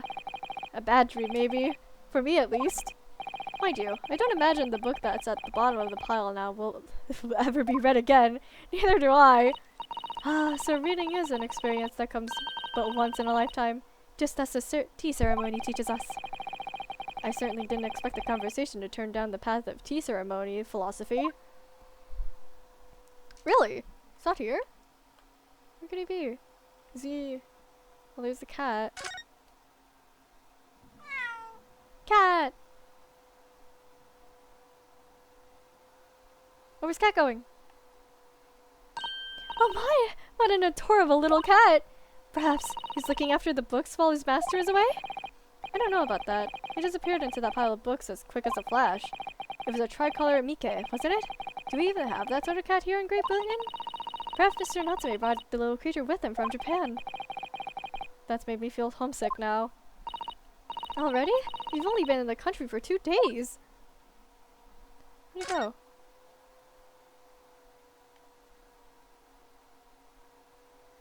Where's Sherlock? Or Herlock, I mean, sorry. Is he really not here? This is a fire hazard, by the way. This camera on the shelf. Or camera? Candle. There we go. I'm taking a sip of water.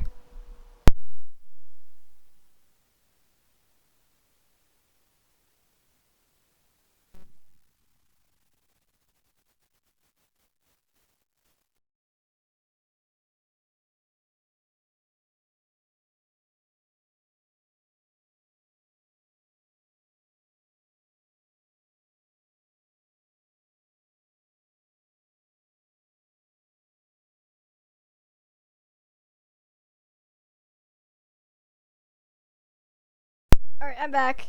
That water was very necessary. Okay. I don't suppose we have to write this.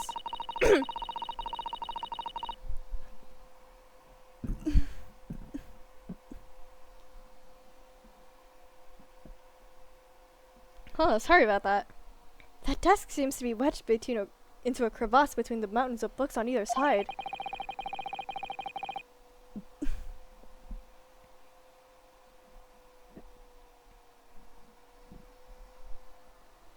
I suppose Mr. Natsume would sit there and read while stroking his cat, but surrounded on all sides by these towering old tomes, surely he dreamt of books every night as well.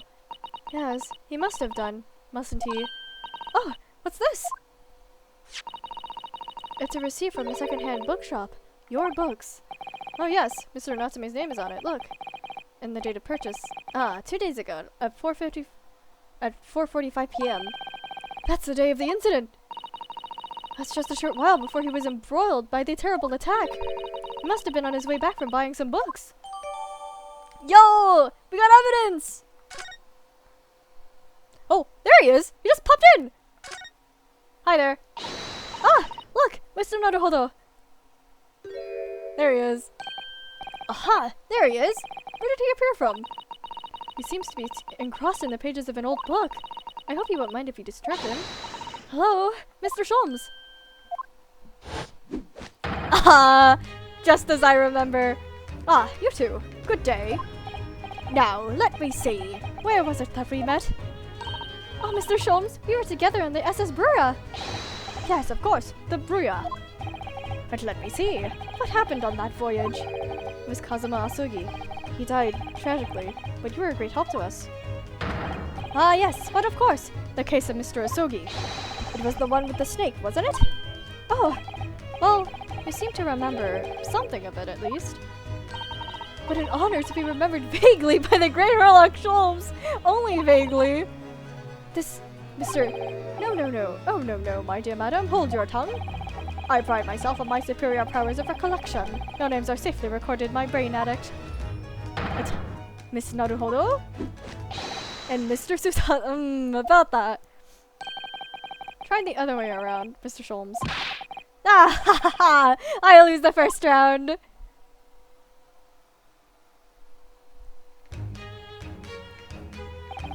In truth, I had hoped to invite you both to my Baker Street suite the day we arrived in London. But some Scotland Yarders ambushed me at the railway station and whisked me away to a crime scene. It was an entirely trivial case, of course. I solved the matter in more than 30 minutes. So they apprehended Soseki-san in that short an amount of time? I'm afraid the pursuance of a new case has dulled my recollection of past involvements a little. A little? It is a mistake to think that one's brain addict has elastic balls and can descend to any extent. I do my best to forget useless facts, lest they elbow out to the useful ones. Yes, those are my own words of wisdom, you know, for an adventure entitled A Study of Scarlet. Please, there's no need to quote yourself. I don't always remember my pearls of wisdom, but fortunately my associate pens them beautifully. He means hers, I suppose. Mr. Sholmes, we have some extremely important questions to ask you about the trivial case you just mentioned.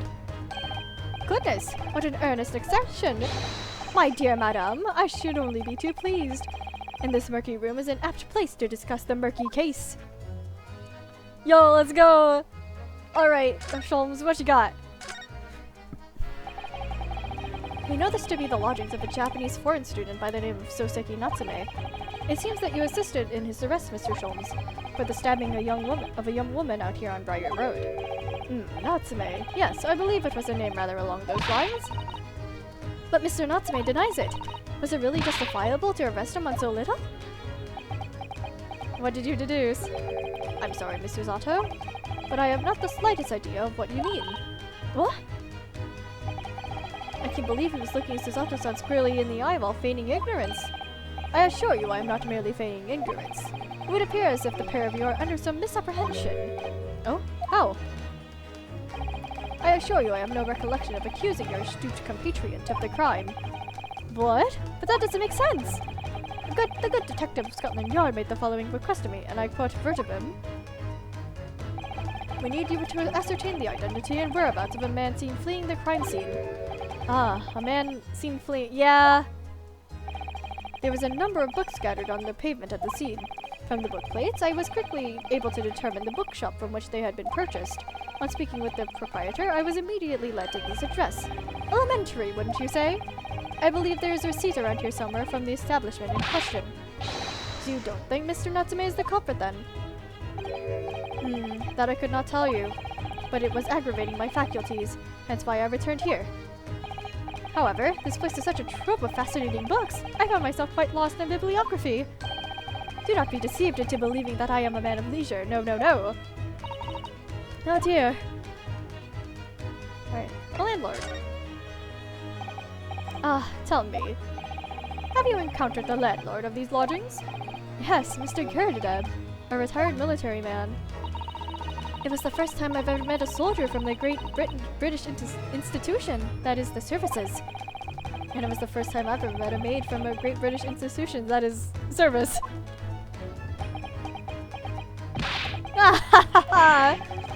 I didn't think it was that funny. I do apologize. As you may well be aware, many households in London employ a maid. Yes, I read as much in my Great Britain primer. And so conversely, whether or not a household employs a maid has come to betoken the social standard of those who dwelling therein. Betoken their social standing? Sorry? We're not English. Put simply, my dear fellow, those who employ at least a single maid are considered middle class. Those who do not are beneath that. In the upper echelons of society, of course, households employ enough staff to constitute a large family. Goodness, how extraordinary! As you can appreciate, for those on the precarious boundary between the middle and lower class, being able to afford just one maid is of the first importance. I had no idea. It is for precisely that reason that I find great stimulation in the situation upstairs, specifically in the retired army veteran, Mr. John Girdadeb. Oh? Affable as he is, the fellow is hiding something.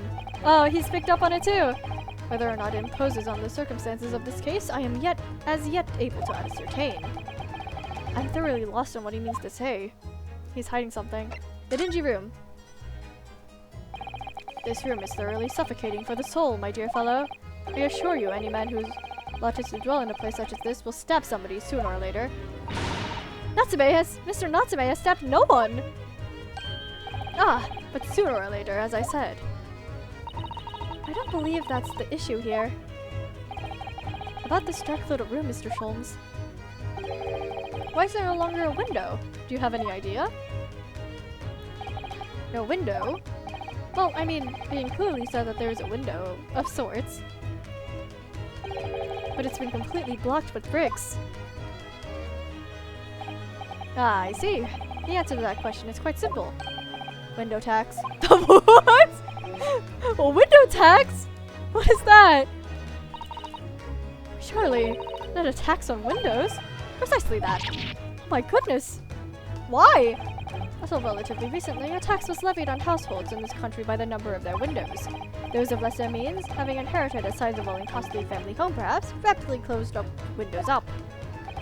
While the rich opened windows here, there and everywhere. In an effort to curry favor with those in power by furnishing them with large sums of tax money. Ha! How awful and unjust, forcing people to live in rooms devoid of light. Indeed, disease was rife as a result. So some 40 years ago, or thereabouts, the window tax was abolished. But its legacy remains, as you can see, in squalid lodgings such as these, for example. I suppose Mr. Natsume's stipend for living here in London is very generous, perhaps. It would appear so. I've done a little digging, and discovered that these lodgings are offered at an extraordinarily low price. Because the room is so awful, I should think. Apparently, Mr. Natsume only moved in here about 1 week ago. Yes, that's correct. However, I don't believe the low rent is explained by the shabby nature of the accommodation. Oh? Why is that? Still, that is of little relevance here. A matter not worthy of further attention. Are you sure? I'm curious now. Good to see you, Mr. Sholmes. Well, I believe I've told you all I can know. All I can now, oops.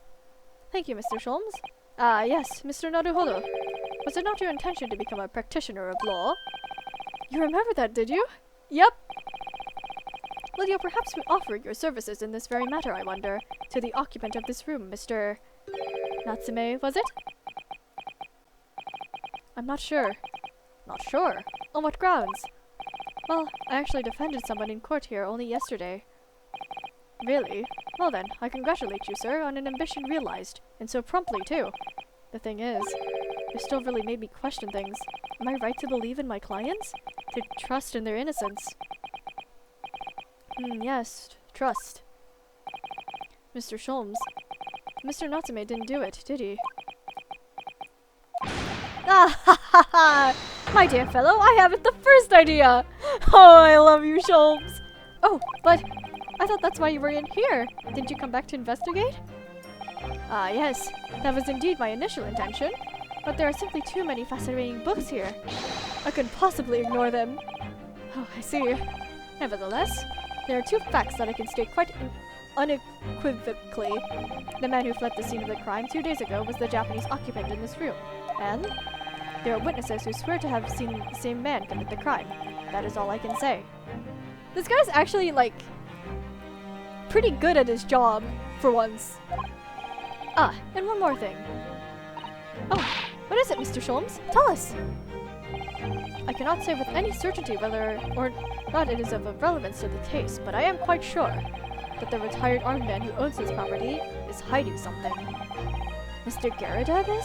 Mr. Sholmes said as much before, actually, didn't he? Anyway, at present, that is really all that plays on my mind in relation to this case. Mr. Naruhodo, as yet our investigations have uncovered nothing that could help establish Mr. Natsume's innocence. No, you're right. Perhaps it's time we probed a little deeper into Mr. Garrideb's secret. Just remember, I cannot be sure whether the landlord's secret will prove to be of relevance or not. But I wish you every success, of course, Mr. Naruhodo. Thank you, Sholmes! You're actually pretty good! A busy man, indeed. He's gone back to his book in the corner of his room. Of this room, I mean. Ah, that's cool. Can we see him? Yes, we can! Thank you, Mr. Sholmes! Alright, let's do a little investigating.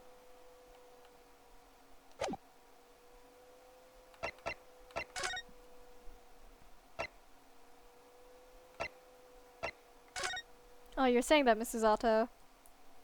Oh! Time skip. We're in Mr. Garrideb's room. Ah, you pair again. Tell me, was the detective chap, I forget his name, still at hard work down there? Mr. Herlock Sholmes?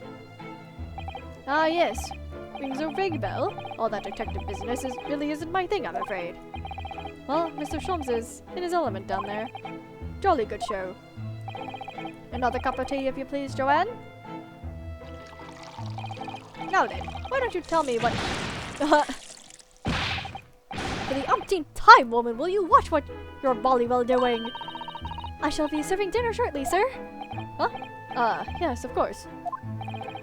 Rightfully rude of me, but I'm afraid I shall have to ask you to take your leave, if you'd be so kind. Really? Oh, yes, of course. We are deeply grateful for all your assistance. Not at all, not at all. Don't get much chance to talk with young foreigners like yourselves. It's been a pleasure. Best of luck and all that. Perhaps you could see yourselves out. According to Mr. Sholmes, Mr. Garrideb is hiding something. And since no other avenues of investigation seem to open to us at the moment, perhaps we should do some digging.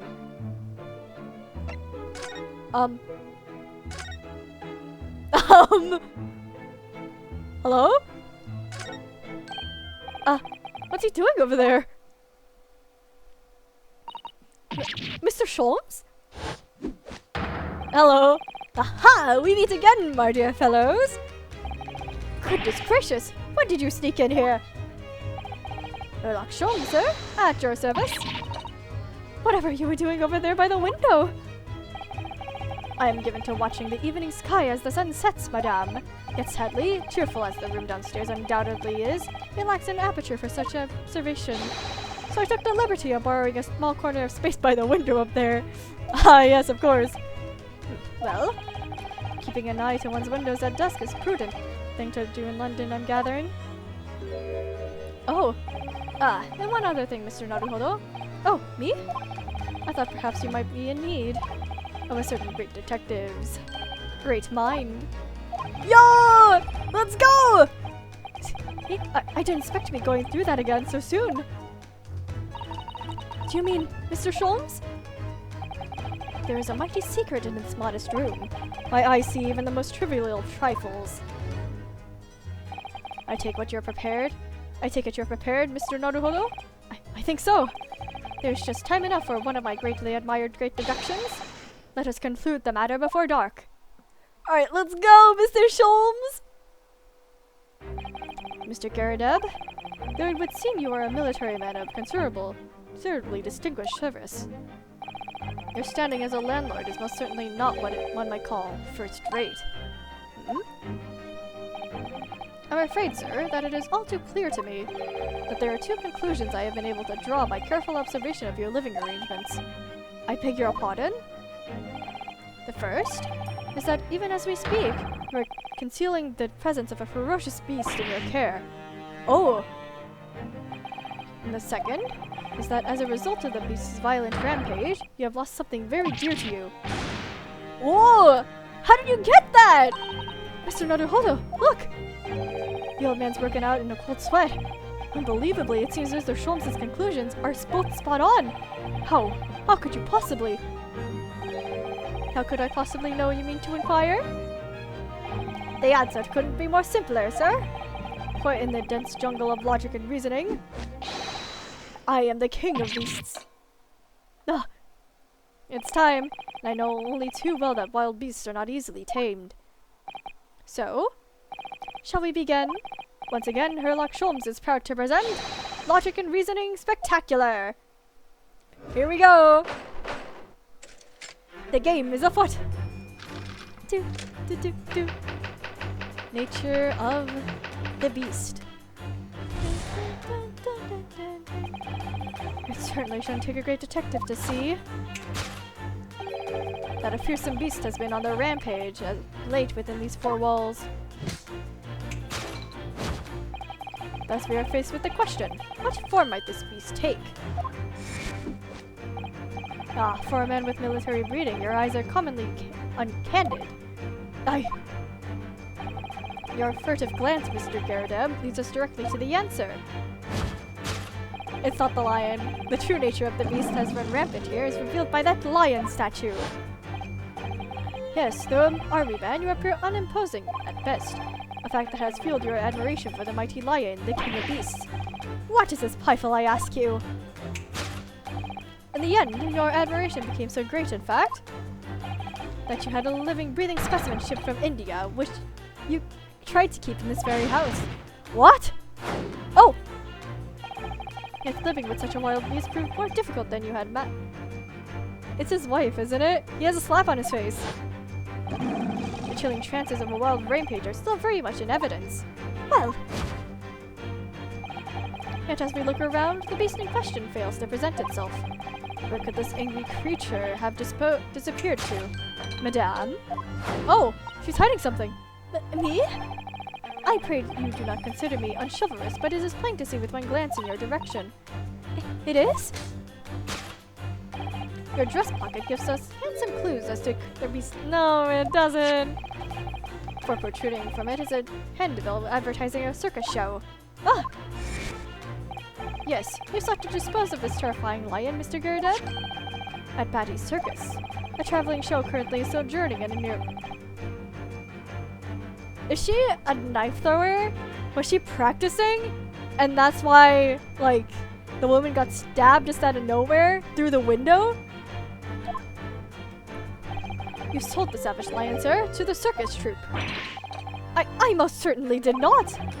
I believe I have made my point. Alright, there's some holes we have to fix there. The fearsome beast which landed in this room was an Indian lion. And a simple visit to the circus now will reveal the lion prancing jubilantly through a ring of fire. That's a rampaging Asiatic lion, huh? Aftermath. Now, Mr. Garadeb, it is painfully clear that you still have deep feelings for this formidable beast. Is it his wife? Indeed, in that blithe pose, the distress this loss has caused you is veritably tangible. Your head weighs heavily on your shoulders. The pain you feel is felt by that supporting arm. No, it is not. Amidst that fits of tears, you let your beloved beast go. The strain of losing someone so dear to you is clearly visible in your visage. Nonsense, man! I simply... But what, we must now ask ourselves, is the truest cause of his pain? Oh. We need only follow the direction of your gaze to find the answer. Yes, it is this pile of bills that has given rise to the pain you suffered. No, it is not. Every envelope carries another demand for payment. For cartloads of meat, potatoes, wheat, and tea. Indeed, feeding your beloved has had a devastating impact on the financial circumstances of your household. And so you had no choice but to let it go. Yes, well, Now, in a final fit of rage, the ferocious beast carried out one last and unimaginable attack. Unimaginable? No, it was a fire!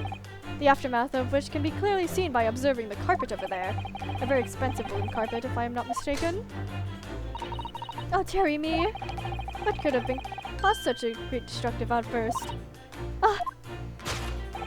This time, madame, I'm afraid it is you who has inadvertently revealed the truth to me. Your wandering eye has settled upon the answer very neatly indeed. No.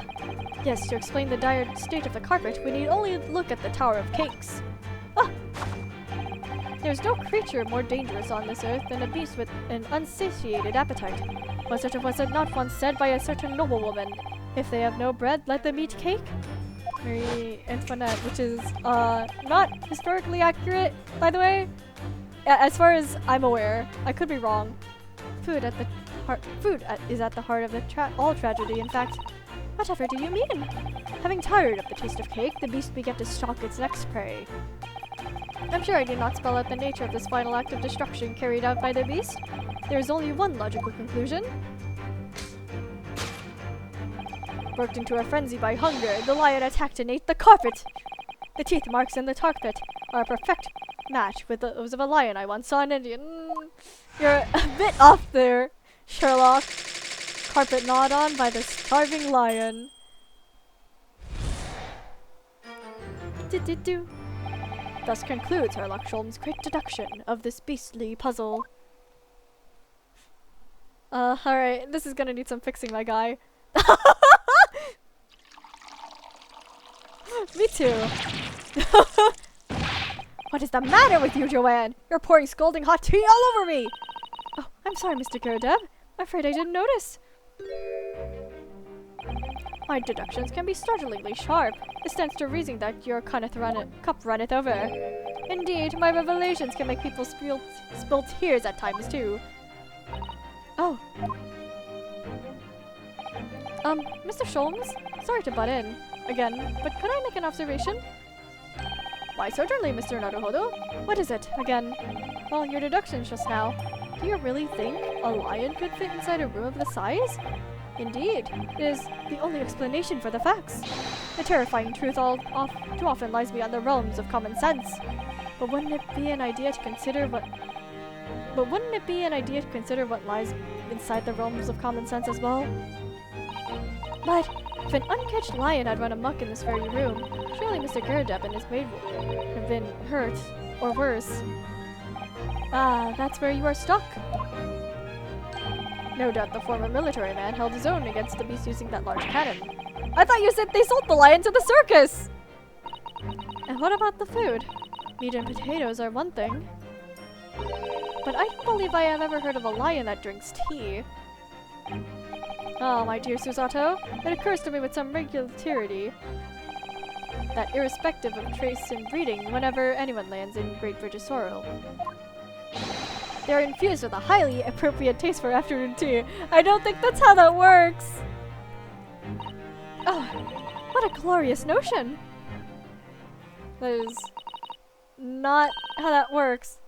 Well then, Mr. Naruhodo, it's your turn to shine again. Yes, it is. Alright. I had a feeling that was coming. Alright, a slight massage, and that's all Mr. Sholm's deductions need. You can do it! Excellent! I've been waiting for my trusty partner in deduction to step forward, Mr. Naruhodo! We don't even know yet whether or not this is going to help with Natsume's case. Alright, still, uncovering the truth is always worthwhile, whatever the motivation. Right? At least that's what I want to believe. Let us start again. From the beginning of Herlock Sholm's logic and reasoning spectacular. Alright, let's go! Course correction. Hold it, Mr. Sholmes! Alright. Alright, let's check to see. Alright, this part is good. Is the beast actually his wife? Question for my beast take. For a man with military breeding, your eyes are uncommonly candid. Just glance, Mr. Gerda, leads us directly to the answer. It is not the lion. Alright, hold it there. I really didn't see the lion thing coming. No, but if you observe Mr. Gyardev's reaction, it seems as though some beast did indeed run amok here in this room. Yes, something with a very fierce nature. But it couldn't have been a lion transported from India. So what was it then? We must follow Mr. Gyardev's gaze. That will lead us to the true answer. Alright. Oh! His wife? Who's that? Is his wife the maid? This is photograph. You're from Mr. Gyardev, sweating. He looks very happy, doesn't he? He does, but he can't make out his bride. No, how unfortunate. Something must have struck the grass directly over the woman's face. I wonder what happened. Probably best not to delve too deeply there. Take that! Yes! Alright! Newlywed bride.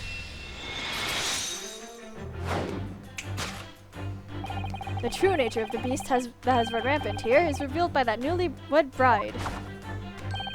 Precisely, Mr. Naruhodo. No other explanation could possibly fit. Yes, this framed print pictures your wife, Mr. Gyardeb. And while we lament the fact that her face is obscured, we can still make out her mighty arms and note the considerable horsepower that they must contain. Oh, indeed. Surely any woman of such powerful constitution would be honored to be described as a beast. Honored might be stretching a point. Too late. The fact remains that the beast, which so clearly savaged this room, was your wife, Mr. Gyardeb. Ah! The chilling traces of a wild rampage are still very much in evidence. Oh. Oh, okay. Let's solve. What the creature have disappeared to? Madame? Me? I pray you don't consider me on shoulders, but it is plain to me with one gaze in your direction. It is? Alright. Maybe whereabouts? No, it is not. The poor, fragile, defenseless woman is beside herself. Well, I don't know about fragile. Oh, dear. Anyway, Mr. Schultz is quite right. There's no sign of Miss Gyardeb anywhere. But we assume there may be a clue as to her whereabouts. I know that this maid is trying to hide. Wonder where Mr. Gyardeb's wife could be. It's this woman, isn't it? Here's the ring. Take that! Yeah, his wife is the maid. Your wedding ring gives us a handsome clue as to Beast's current whereabouts. Ah! Indeed it does. That flowery band gleaming on your finger gives you away. For it is identical to the one shown on the hand of Mr. Gyardeb's bride in this photographic print. In other words, you are none other than no ordinary household maid. No. You are Mr. Garrideb's lucky bride. You are Miss Garrideb herself. Oh my! Word! Alright, we figured you out. Well, jolly fine deducting, sir. As you rightly surmised, this is the wife, yes, my Joanne. Rather let herself go, you might say. But she was born— oh. It would appear that you don't live in the most comfortable of circumstances. After all, you're a retired army man, yet you are in the business of renting out rooms. Tuh. I would assume, therefore, you have insufficient means to employ a maid. Would that be correct? That's not right, I tell you! I was second lieutenant of the 3rd Regiment. A man in his pride, don't you know? By golly, it's a sorry thing when a chap can't even afford to have a single maid in his employ. Yes, here in London one is rather judged. A household cannot be considered worthy of society if it employs no staff at all. Though in my option, such concerns about appearances are a folly. You mean Mr. Garrideb has his wife work as his maid? Precisely. Am I right, Miss Garrideb? Only in company, of course. But listen here! This must remain a secret. Tip-top secret, please! Alright. The raging wife of Mr. Garrideb. Ah, yes. It was simply a household affair.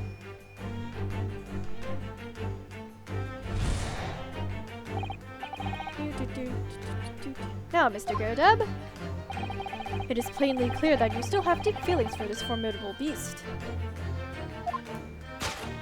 Alright,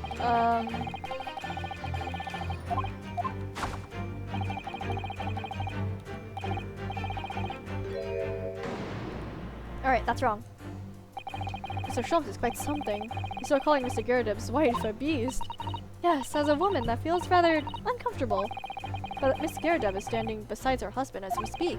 In other words, he hasn't lost his beloved at all, has he? Oh, how true! So perhaps that supporting arm seems to be propping up his head. There's some other significance then. Miss Garrideb's pain is tangible, though.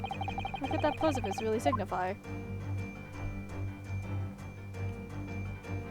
Slap cheek. Take that! You guys had an argument. Your head weighs heavily on your shoulders. The pain you feel is revealed by that slapped cheek. And of course, the deliverer of that impressive mark on your cheek that refuses to fade was you, Madame Joanne Garrideb. Well, yes. You have been desperate to hide that slap mark on your cheek, sir. Ah! There he goes.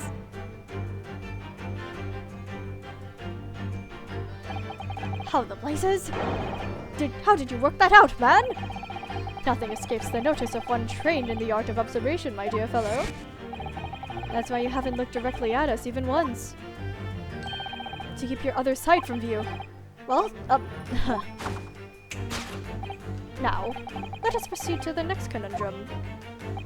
Why were you subjected to such a violent slap? In other words, we must ask ourselves what caused Madame Garrideb to fly in a rage. Now they're both looking. You'd only follow the direction of your gaze to find the answer. It's not there. Pile of bills. It's not. Didn't Mr. Schultz say that the bills were all for lion fodder? Yes, but now we've established that the lion never existed. The thing responsible for gobbling up all that food was Mr. Garrideb's wife. She's a person, not a thing! A person who gave her husband a mighty slap around the face. One so hard that it left a perfect handmark, in fact. Yes, why would a woman want to hit her husband with such force, I wonder? We'll have to find the answer to that question.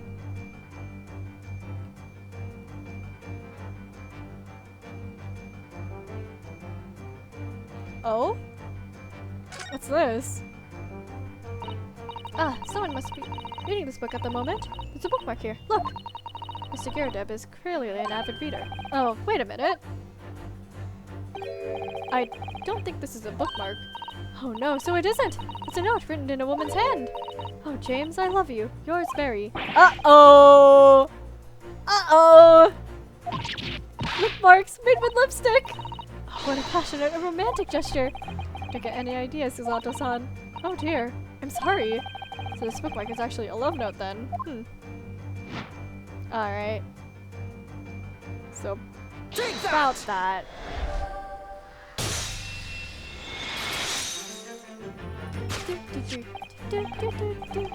Yes, it is this love note that has given rise to the pain you suffer. Oh, James, I love you. Yours, Mary.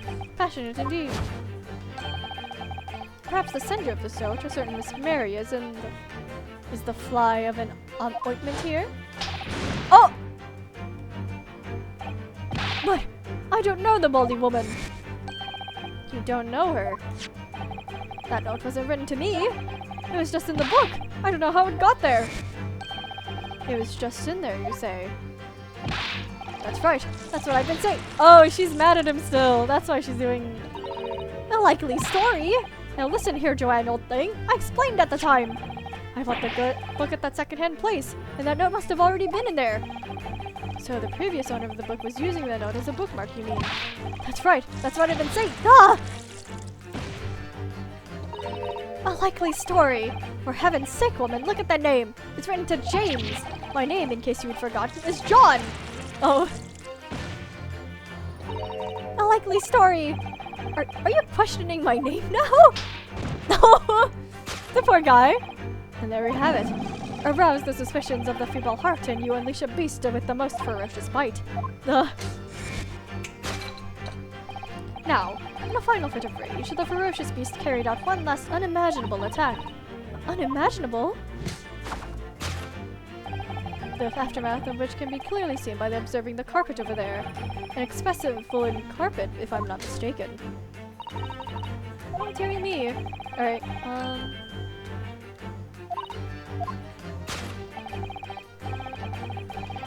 Can you reveal the truth to me?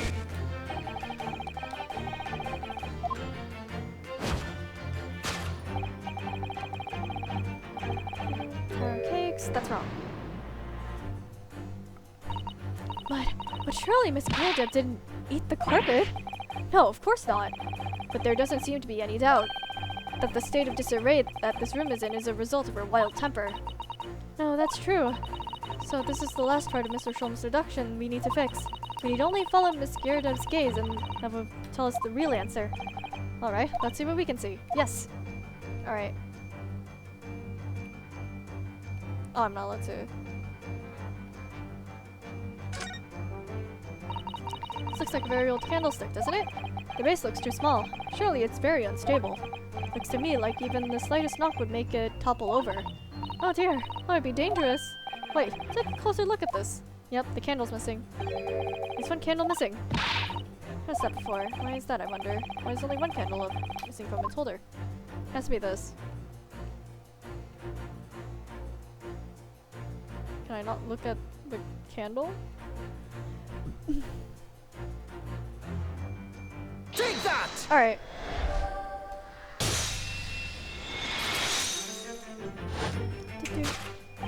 Yes, to explain the dire state of the carpet, we need only look at the candlestick. Most illuminating, my dear fellow. And of course, the only possible way out of this logical labyrinth. Yes, the remnant of a ferocious attack in which the carpet was devoured are clearly visible. Indeed they are. The scorch marks at the edge clearly give the truth away. Scorch marks? It would appear that this room was the scene of a little marital alteration. Miss Gyarados' mighty arm muscles left an impression only on her husband's face. But on the entire room, the force of a strike caused a candle to fall from the holder. And in seconds, the carpet was alight, and the whole corner of the room in flames. Yes, For the most ferocious beast in the world is neither a violent lion nor a vengeful woman, but fire. And in the room, that ferocious beast bared its claws and ran amok. Eloquently put, my dear fellow. So you see, there is but one conclusion here.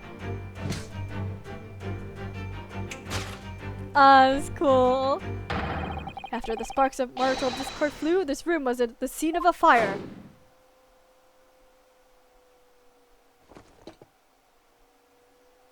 Oh, he's standing up! Mr. Sholmes, sir? I salute you! Oh, and down he goes. Oh!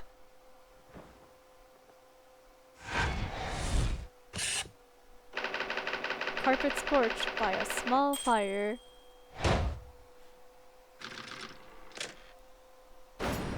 Deduction complete!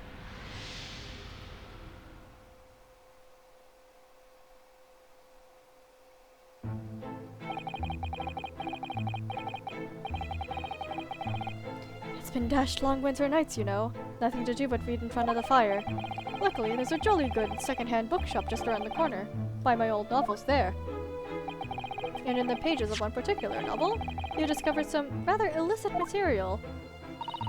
We wish your wife admonished you harshly, it seems. Don't know about admonished. Demolished might be rather close to the mark. And beast is most certainly an apt description. Ah! Here we go again. And the carpet?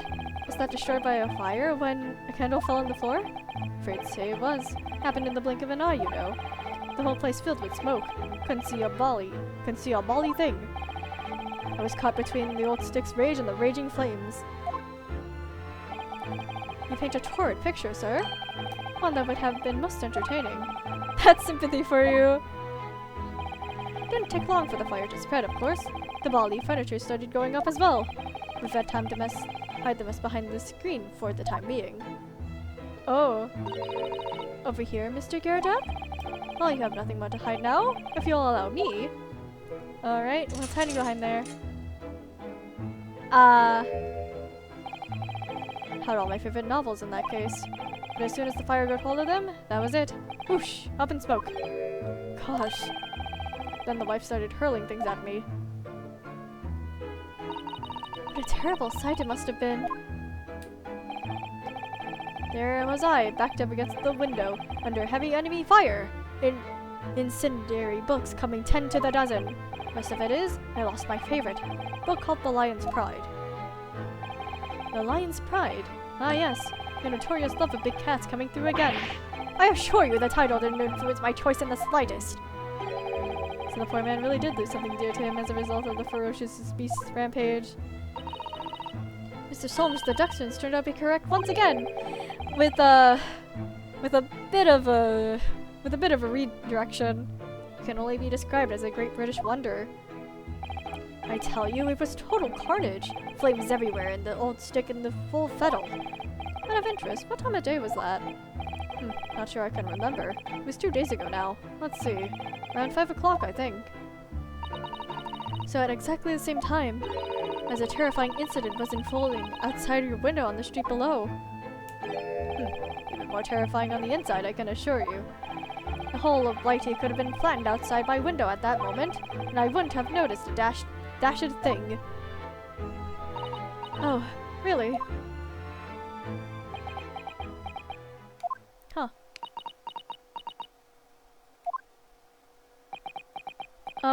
Did she notice something? Mr. Sholmes? Yes, Mr. Naruhodo? What can I do for you? Well, I think we've gotten to the bottom of Mr. Garrodep's situation now, but what does it have to do with Mr. Natsume's circumstances? I can't help you there, I'm afraid. What? My dear fellow, if you recall, I did say as much from the outset. I warned you that although I knew the retired army man was to be hiding something, I could not be sure whether his secret would prove to be of relevance or not. We wasted all that time just for it to not mean anything. Sucks. I just knew you were going to say that. Now, Mr. Naruhodo, you mustn't lose heart. Bear in mind that all things fall into one of only 2 categories, those relevant to the case and those not. That makes no sense to me. Well, no matter. It is of far great importance that you make up your mind now. Sorry? Visiting hours at the prison will be soon be over. Oh no! Is that the time already? If we're to accept Mr. Natsume's case, we have official paperwork to attend to. Let's go! Let's go! Let's go! So that's it. No more time to think. Perhaps you'd like to betake yourselves to bidding us farewell now? I must prepare supper for Mr. Garrodep. Oh yes, I'm so sorry. Thank you both very much for your time. Soseki-san will be waiting for us, and I'm going to have to give him an answer. You are going to say yes. You are going to say yes. Prison.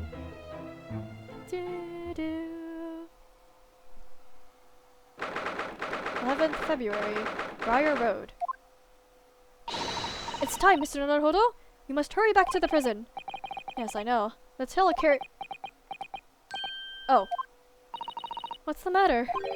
It looks like something's going on over there in front of the Garrett Deb's house. Huh? What's going on? Who? Who are you?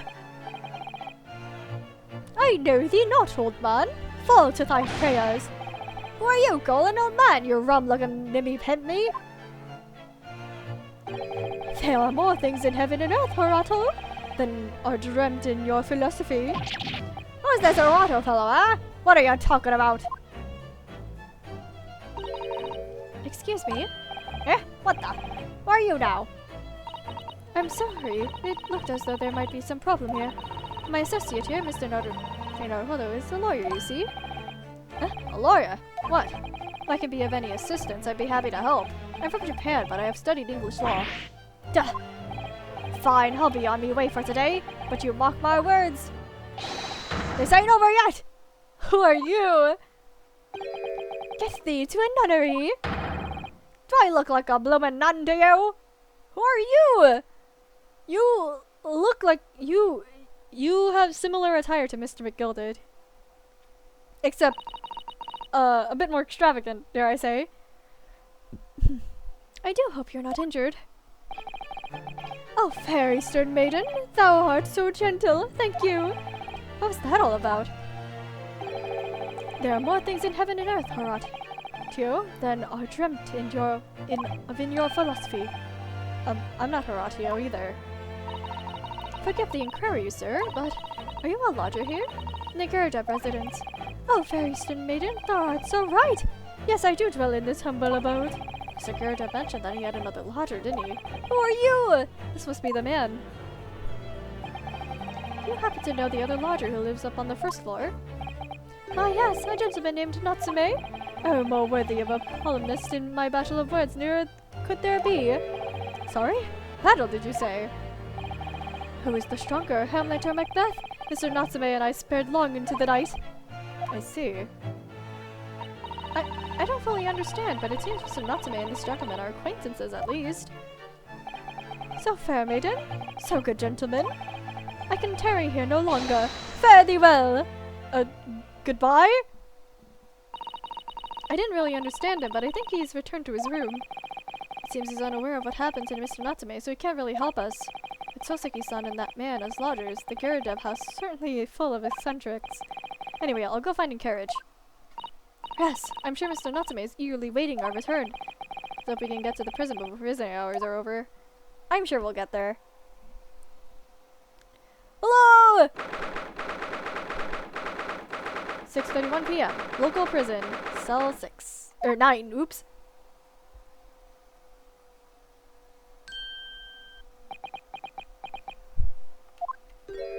Oh, it's you! You're here! You came! Welcome, student Mr. Naruhodo Esquire! I can't believe you came back! I'm so touched! I love him so much! We are so sorry to have kept you waiting, Mr. Natsume. Oh, no, think nothing of it. Relax. If I were a cat, I would purr with pleasure at the company of such fine compatriots. Noble, nurturing, never failing Nipponese! I love this guy! Oh, now let's not get carried away. Oh, I quite agree. There's nothing more reassuring than the familiarity of one's native land. Who? On the other hand... Oh! When did you get here? It is the friendship transcending international borders one truly appreciates the fact. Such is my belief, that is. Oh, it's you! The miserable rotten spy!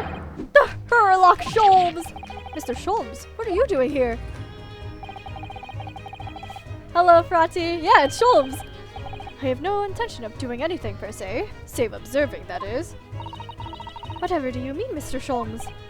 Well, having encountered some curious reading material in that gloomful room, and having unmasked the secret identity of that eccentric pair, I decided I should drop in on my way home to see how our devastated friend is faring. Gloomful room? At least your accommodations here offers a window, my dear fellow. In that sense, this is the superior option. Anyway, I must commend you on your taste in books. My day has been a delight. Cost me not a penny. Ah, you! How dare you, Sherlock Sholmes! So sicky. Read Kokoro, by the way. Very good book. Also by Natsume Soseki. I've had it. I'm through. I'm at the end of my rope. I should never have come to Great Britain. It was a terrible mistake. Haunted by spirits in those accursed lodgings. No doubt my luck will be cursed in tomorrow's trial as well. My whole life has been damned! Not if I can say anything about it! What are you thinking, Mr. Naruhodo? He mentioned that once before, didn't he? That his lodgings were cursed, I mean. And there's much truth. British beds. In Mr. Moustache's words. What? Cursed is a wholly appropriate description, I would say, for the man's lodgings. And indeed, for tomorrow's trial. What's that supposed to mean? Poor guy. We have to defend him. Cursed lodgings. When you said accursed lodgings before, you were referring to your room at Mr. Garrideb's house, I assume. Do you mean to say you believe the place is cursed? It's been a year now since I came to Great Britain, but I'd only been in London a week before I started to notice strange feelings in myself. That's it, Lachlan. Everywhere I looked, there were foreign faces staring at me, laughing behind my back. I was sure people were talking about me. I started to become nervous about going outside. They were always staring at me, all the time, from dusk till dawn. So I shut myself in my room, but even that didn't help. The fear wouldn't go away. Was the other guy stalking him? You must have been very lonely, having been away from your homeland for such a long time. I've had to move a number of times, most recently to that room on Briar Road a week ago now. Yes, why did you choose there? It seems a little inconvenient. The rent is cheap. I have so little money, it appealed to me straight away. Of course, I asked why it was so affordable. The landlord just simpered and said, "The room is cursed." Oops. He quickly tried to cover his mistake, but it was too late, so I told him, "If you have something to say, then say it! But if not, don't mention it in the first place!" Yes, all set. But it was true. It was all true. You mean, the room really is cursed then? Ever since I moved into that windowless hellhole. My sleep has been plagued with nightmares. I awake feeling as though I am being choked to death. And in my waking hours, people are stabbed in front of me as I walk down the street. I'm branded a killer, thrown in prison. Nobody wants to know me. I'm surrounded by scary, sinister spirits. If only there was someone, just one person on my side. Can no one find it in his or her heart to believe in me? Really no one at all? To believe. Yes, to believe. To believe. I want to believe in you, my dude! Mr. Sholmes. Ah, meet Mr. Naruhodo. Pray, what can I do for you? It's about the case on the SS Bruya, if you recall. The Bruya. Ah, that case. The one with the snake. You sure do remember about it? Well, yes. At the time, I was the suspect, but you believed in me and listened to my side of the story. And you helped us investigate. I did I? Interesting. What I want to know is, why? Why did you believe me? Yes, see. You mean... because you were a grimly dressed, shady eastern fellow found with the victim in a locked room? Well, if you like, yes. I'm a little surprised that the answer requires explanation, my dear fellow. It's quite simple, really. You said, I didn't do it. But I could have been lying! Surely you must have had your doubts. You must have suspected me a little. I think perhaps you have misunderstood. I neither recall believing in you, nor that which you were telling me. What? You see, the only things I believe in are those I choose to believe in. Based. What? What do you mean, Mr. Sholmes? I make up my own mind about what is to be believed and what is not. if I should like to believe in something, I do. The circumstances can hang as far as I'm concerned. But I could have betrayed your trust. In that case, I should have made an elementary error of judgment, nothing more. Front-facing Sholmes, you know it's serious? Truly. Betrayal of trust is an overused excuse, in my opinion. Meaning? Whether or not one should trust another is, in the final analysis, down to oneself. It is a matter of whether or not one can trust oneself. Yes, yes, he's right! He's right, locum student Mr. Naruhodo Esquire! Whether or not I can believe in myself. Believe in yourself! A defense lawyer is only as good as his faith in his client. Oh, I miss you, Kazuma. Where did you go? And that comes down to how much faith he has in himself. Oh, Kazuma. You were so right, Kazuma. First trial. Mr. Natsume, what did you mean by what you said just now about the trial tomorrow being cursed? Oh no, why are you looking so grave? You're making me nervous. I was just getting carried away, that's all. I didn't mean anything by it. Oh, I see. That's really agitated him. You don't mean the trial really is cursed somehow? No, don't worry about it. We don't mean anything by it. Sherlock, shut up! Are you referring to the prosecutor? No, Ryunosuke! The Reaper of the Bailey? The Reaper? Oh no, what do you mean? Please, tell me, surprisingly succinctly in 16 salient words. No defendant has ever survived a trial in which the Reaper stands before the prosecution. Ever. Oh my goodness, can it really be true? That was 16 words exactly! I love this guy! Wait, was it really? Wait, how do I see the log? Oh, it's history. How do I see the log? 1, 2, 3, 4, 5, 6, 7, 8, 9, 10, 11, 12, 13, 14, 15, 16. That was 16 words! That's so funny! Then, after the trial was over, the defendant passed away in unusual circumstances. Mr. McGilded. What? Ah, I am impressed, Miss Susato. You have an eye for detail. Actually, the Lord Chief Justice told us. Mr. Sholmes, surely it can't be that having failed to have the accused convicted, Lord Van Zieks killed the man himself. Oh! Uh-oh. Oh no, he couldn't have, surely! You have some wonderful notions! Sorry? The man isn't a mass murderer. He's a court prosecutor, my dear fellow. Oh, yes. Why, of course he is. Of course he is? Then why are you trying to scare me? It could be said, however, that the real truth about the man is even more terrifying than your hypothesis. Uh-oh, what do you mean? What on earth do you mean by that? The Reaper. Why are we discussing this in front of this poor guy? This poor guy is about to shit himself just because we're discussing things that are cursed about this trial. Van Zieks is quite an exceptional man. However, in London courts of law, exceptional does not equate to winning every case without exception. That's good. Sasaki-san looks like he's going to cry tears of joy. As you are no doubt aware, in a British criminal trial, there's both a judge and a jury. The judge officiates based on the letter of the law, whilst the juror, he offers public opinion and common sense. It is an excellent system, whereby the defendant's guilt is considered from several points of view. However, public opinion in particular is somewhat easily manipulated. Right.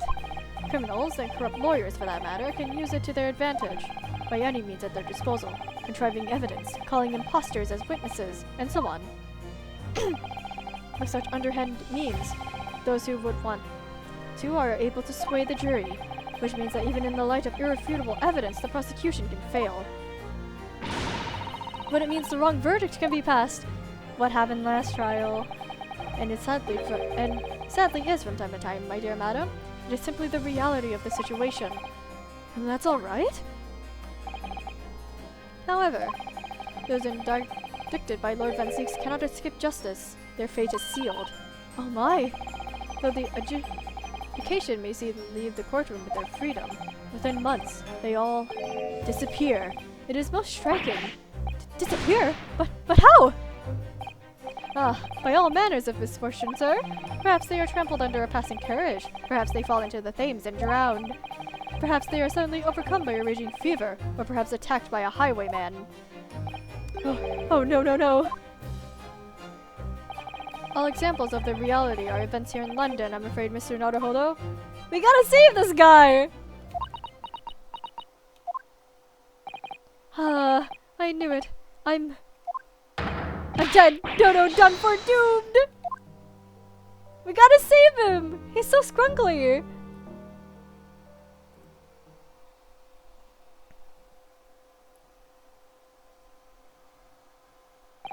Well, my dear fellows, it is time we were leaving, I believe.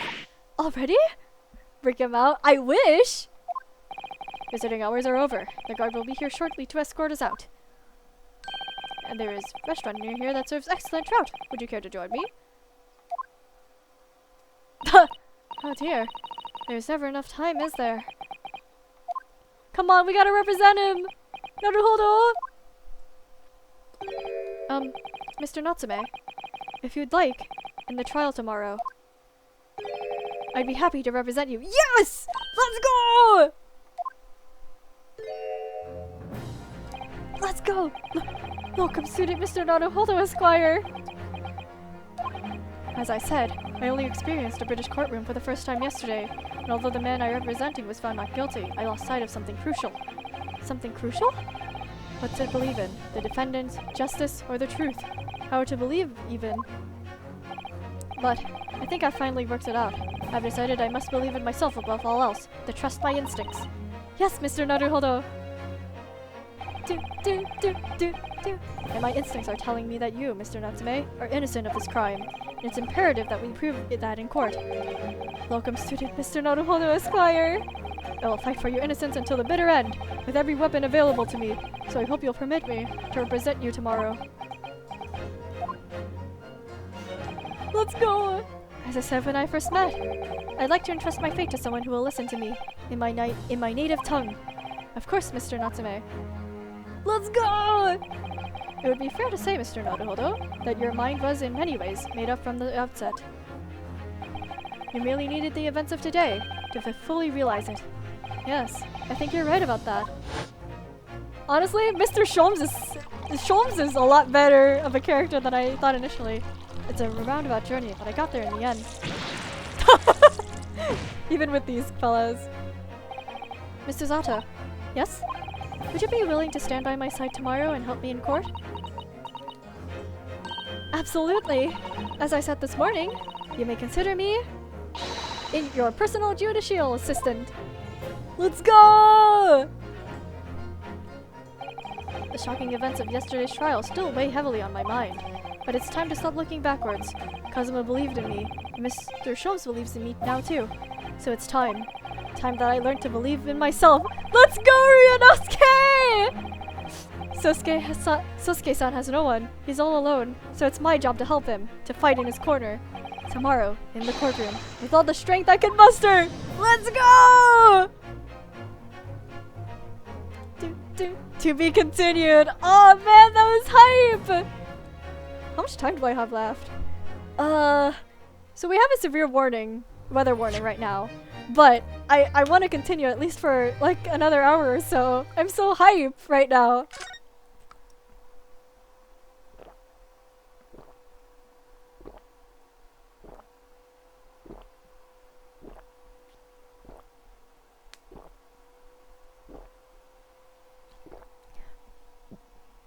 I do think what determines the length of the stream though will be if my throat can last another hour of straight reading. But let's keep going. This is so hype. I want to at least get a bit of the trial in. Alright, back here again. 20th February, 9:23 a.m. The Old Bailey Defendant's Antechamber. Well, I never expected this. Who would have thought we'd back here again so soon? We are on a study tour of Great Britain. British?! with the intention of learning the country's legal practices. In order to research the latest court procedures here, we need as much court experience as possible. Well, yes, I suppose that's true, but for the person in the dock, it may well be his or her one and only time in court, and it could be life-changing. In which case, treating it as research may seem a little crass. Oh, when you put it like that, you're quite right. Good morning? There he is! Natsume! Mr. Natsume, good morning. Oh dear, are you alright? Your eyes are terribly bloodshot. Oh, they are! Oh! The early bird catches the worm, as they say here in Britain. Yes, I've heard that expression. But I really don't want to catch a worm. So I desperately tried not to wake up early, but I was so worried I couldn't catch a wink. Oh! And now I'm absolutely exhausted as a result. Do all literary people take things so literally? Thank you for putting your faith in us today, Mr. Natsume. I wish I had 9 lives. My whole future hangs in the balance. 9 lives. It's a reference to I'm a cat by Natsume Soseki. Anyway. 2. Terrified. 2. Trouble. Really? Because I can feel tremors in the floor. I can do this. I can't take it. Although, welcome to Mr. Naruhodo Esquire. Yes? I caught a glimpse of the public gallery as I walked by the courtroom. It looked like the opening night of the opera. There were so many people. I had no idea my case was such a notorious affair here in London. Oh, neither did I. Do you know why that may be, Mr. Zato? I'm sorry, Mr. Naruhodo, but I have no idea. So that all-knowing look on your face is just a coincidence, then! Don't hide the truth from me! It's because of the Reaper, isn't it? Oh... Lord Van Zeeks? Is that right, Mr. Zato? Oh, it has to be. I purchased as many different newspapers as I could find this morning, and yes, Lord Van Zeeks is on the front page of every one. I knew it! Sometime after the prosecutor was dubbed the Reaper of the Bailey, he stopped appearing in court, it seems. It's been several years now, in fact, until the day before yesterday. Yes, Inspector Gregson told us something similar, didn't he? Yep, sure did. The trial 2 days ago marked Lord Van Zeek's return to the courtroom after a very long hiatus. The trial of Magnus McGilded. What a harrowing experience that was. I believe that appearance made even greater waves here in the capital than today's. But we wouldn't have realized, of course, having just only arrived in the country. Why is the Reaper back in the Bailey so soon for what appears to be a mundane murder? That's the question the papers are asking, and they are all speculating various answers. Mundane? Mundane? It's the most significant saga of the century to some of us! Oh dear, I meant no offense, Mr. Natsume, but that is how the papers are describing it. Oh, they're making it a spectacle. Well, lest we also forget the fact that it could spark an international incident. Obviously, the reappearance of this infamous prosecutor has caught people's attention, but there's another blatant similarity with the trial of 2 days ago. Yes, I agree. Welcome student Mr. Naruhodo Esquire. It's you! Me? Well, I suppose that's true. Both times it is you who stands against this legendary prosecutor. And we're gonna win a second time! And it can only mean that you're friends with the— No, we aren't so scared! Please, I don't rub shoulders with Deathbringers! I'm afraid they really need one other explanation. It can only be another example, Mr. Naruhodo, of your uncommon bad luck. Oh, thanks for that. Oh, this is just my luck. Why must I be represented by a man with such frail fortune? By the least lucky lawyer alive! Sasuke, calm down! Well, let's not forget that it was you, Mr. Natsume, who asked me to represent you. Yes, it's true that I'm just a student, new to London with little in the way of experience or skills. Or luck. But I promise you this. I will fight for your corner until the bitter end. And I believe in you, Mr. Natsume. Oh, benevolent locum student, Mr. Naruhodo Esquire. You're not alone here with us, Mr. Natsume. Whatever happens, we will always be on your side.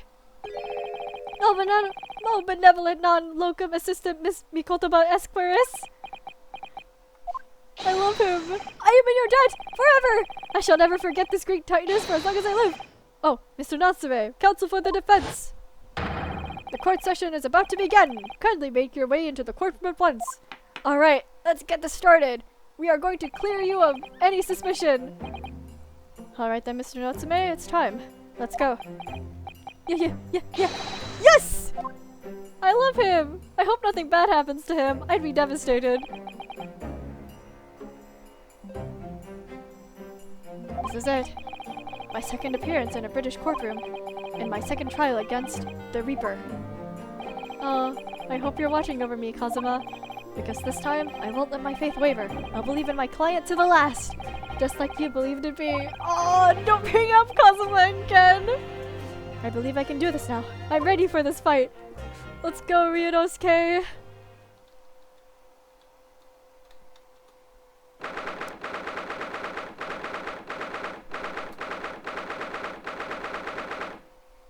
Alright.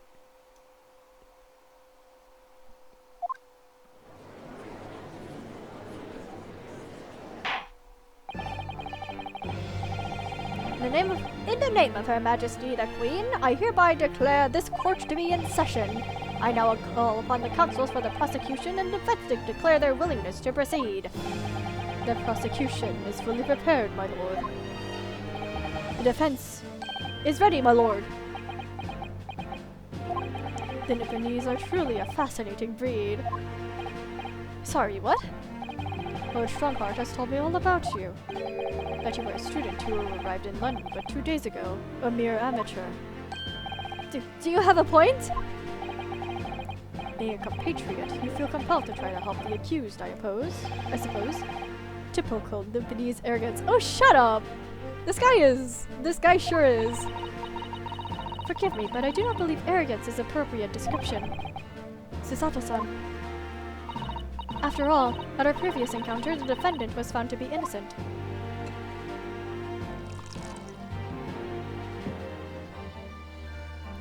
So extra. Very true. And a most fascinating, if dark, trial it was too. The tragic conclusion came later, of course. Here's to the acquitted, and his unfortunate violent end. I hope not! Oh, there's a couple of different people here. Thank you, counsels. I see both sides are in fine fettle.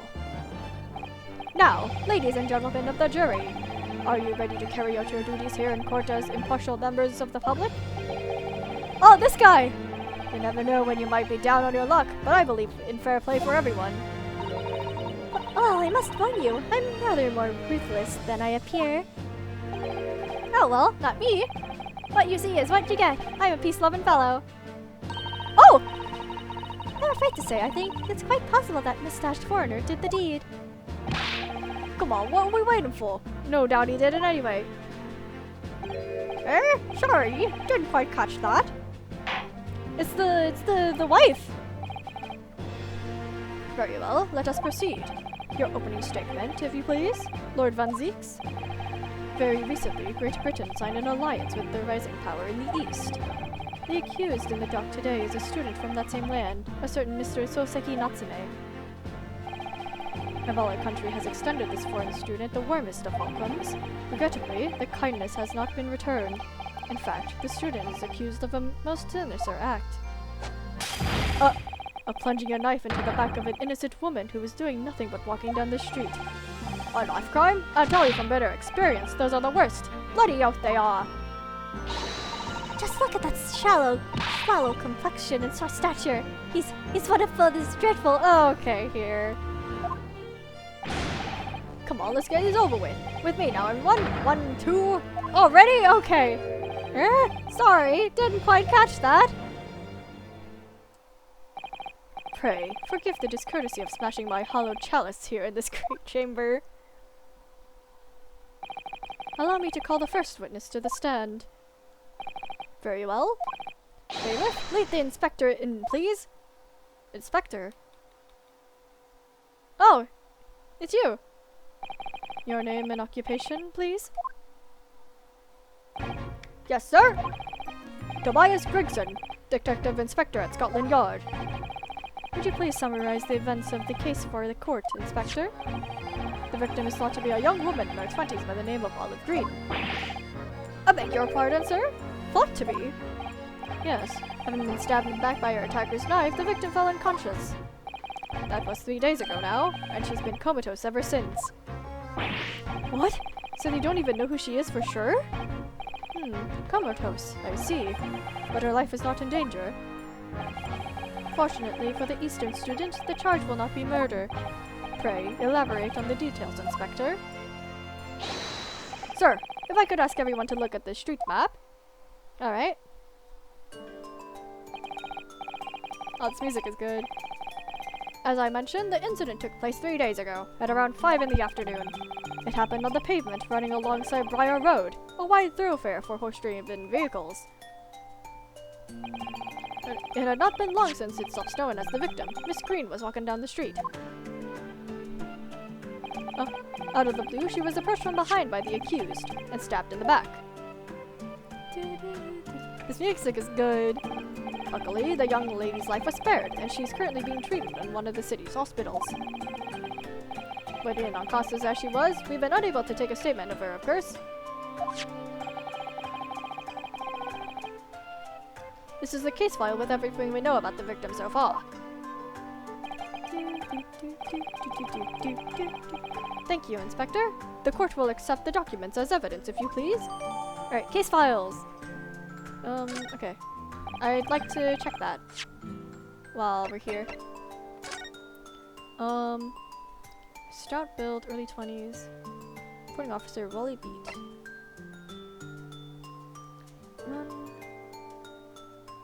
Reporting officer was successfully arrested by the other day. Okay.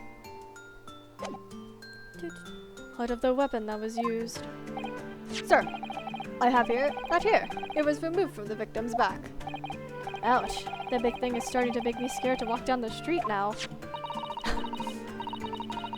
Knife crime. Okay.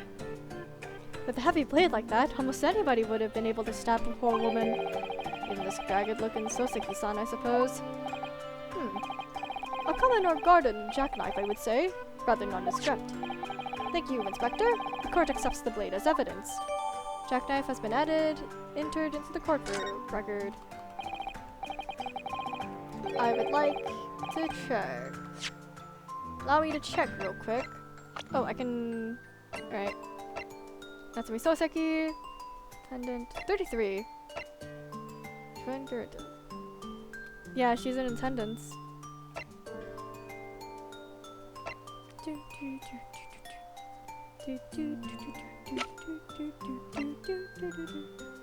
Okay. Now, what do we know of the motive? Money or valuables, I presume? From what we can tell by looking at the woman's possessions, it seems she's a poor student herself.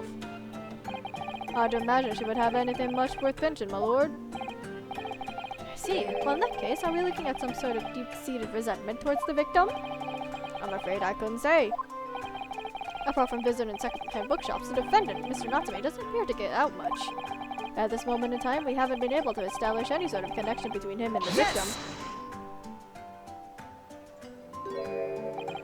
If theft and grievances has been ruled out as the motive, what reason could Mr. Natsume possibly had for stabbing the young woman? Yet you arrested the man in spite of that, and totally unjustified in a heavy-handed way. Objection! Alright. Okay! Pray forgive the discourtesy of flinging a freshly uncorked bottle into the public gallery. You could have hurt someone with that. But your words have soured its hollowed bouquet. For it is you, my learned friend, who is being heavy-handed here. What? Scotland Yard does not arrest people without good cause. That would be quite beyond question. Inspector Gregson, the prosecution calls for your formal testimony. Explain to the court why the constabulary came to arrest the Nipponese student. Yes, sir? Alright.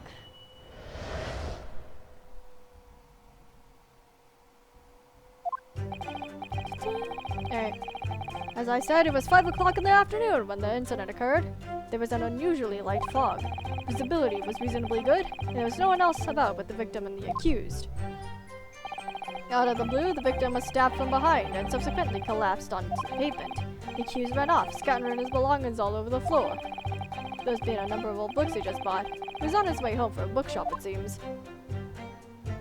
It was just a matter of working out who the books belonged to, and we found the book to arrest him. Oh, okay, that doesn't give me anything! Old books, you say? Yes, my lord. I have a photograph here of the scene of the crime, taken immediately after the incident. Oh, okay. Ah, yes. I can clearly see the books to which you are referring. Give me 1 second. I have to look at something real quick, and also take a sip of water.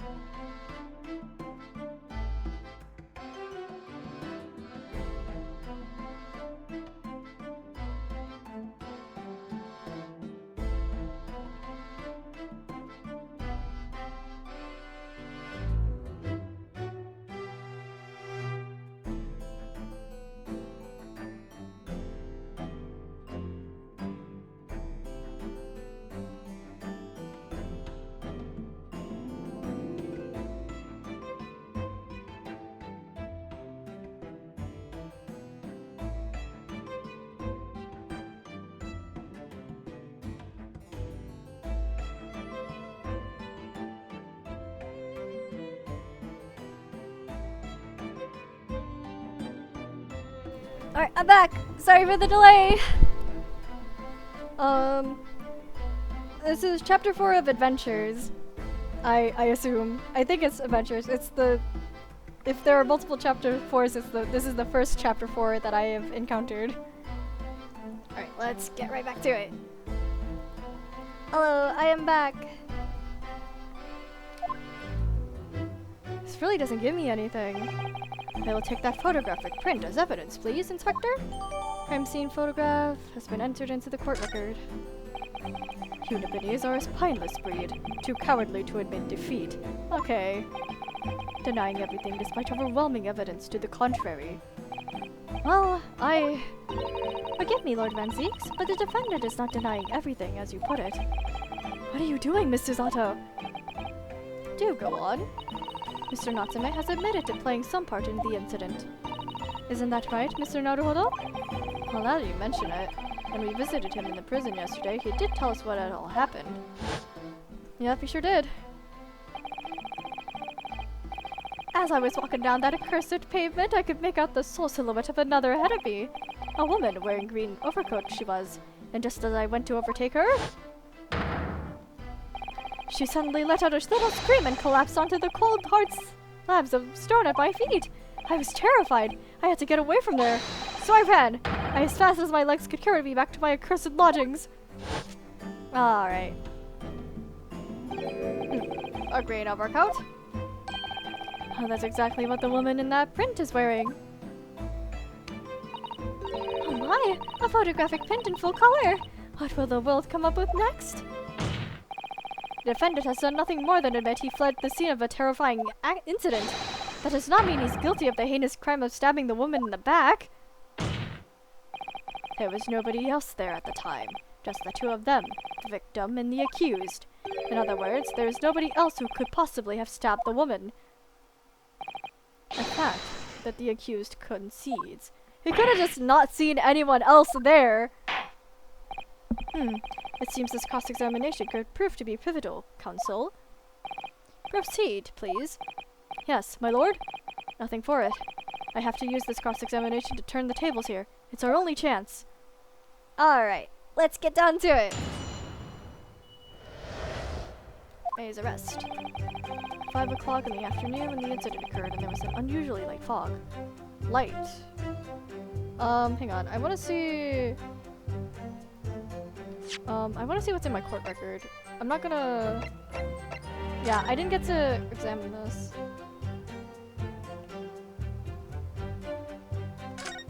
Can it open?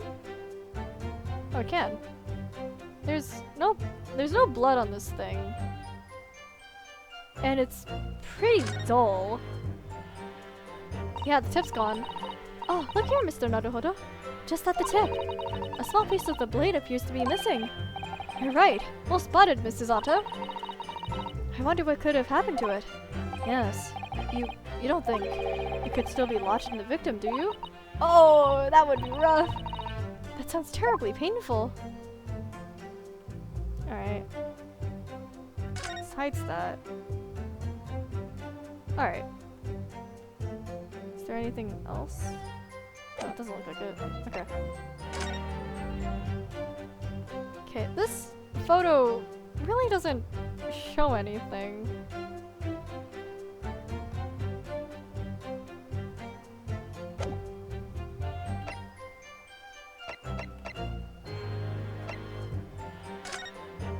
Okay. Monsieur Lecoq. Your book, 7th February, 4:45 p.m. So that would line up. Let me just do a quick look over here. Visibility was reasonably good. There was no one else. No, that's not quite. Jim stabbed from behind with some pavement. She ran off, scattering his belongings all over the floor. That would be his book, right? Let's talk about this. Mr. Natsume's belongings? I think you'll find it's all there in the photographic print of the crime scene. Yes, 3 books on the floor. That's right, my lord. Second-hand books they were. Irreparably damaged after falling in the snow, of course.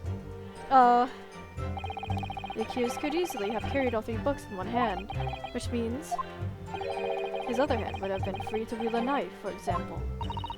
He's very clever, isn't he? What do you mean? He's made it extremely hard for you to assert that Mr. Natsume had his hands full with his books. He's managed to close one avenue of escape he might have had before he didn't know it was there.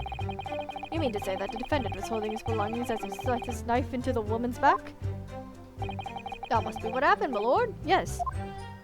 Alright. Bookshop, it seems. Hold it! Let's just press everything. I feel like that's never a bad avenue. The defendant apparently visits a second-hand bookshop on a daily basis. Yes, so I understand. A shop full of old English literature. I commend the accused on the lofty subject matter of his scholarly attention. Can you check the titles of the books in the photo? I don't think so. can't really do anything about this. It's just blocks. We can't really identify anything in here. The books rooms were stacked floor to ceiling with those musty old books. Can you tell us more about the bookshop in question, please, Inspector? Well, if I must, I'll have to ask you to look at the street map again, I'm afraid. Okay, where'd he go? Mormon Books!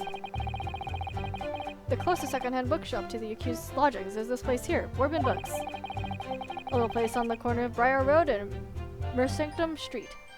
Okay. I definitely feel like he had reasonable amount of time. The time frame is reasonable. If it was 5 o'clock and you just purchased the books at 4:45, the crime happened at 5. That's reasonable enough of time for them to suspect Natsume, sadly. Yeah. As it happens, the accused is currently living in lodgings on the other side of the Briar Road at the opposite end, which means it doesn't take a genius to work out the road he would have taken home. Yep. Something like this. Local mass information has been updated in the court record. Yes, I concur with your conclusion, Inspector. The defendant would certainly have passed the scene of the crime on his way home from that particular shop. Mr. Naruhodo, I think that what the inspector just told us could turn out to be of vital importance. Yes, I agree.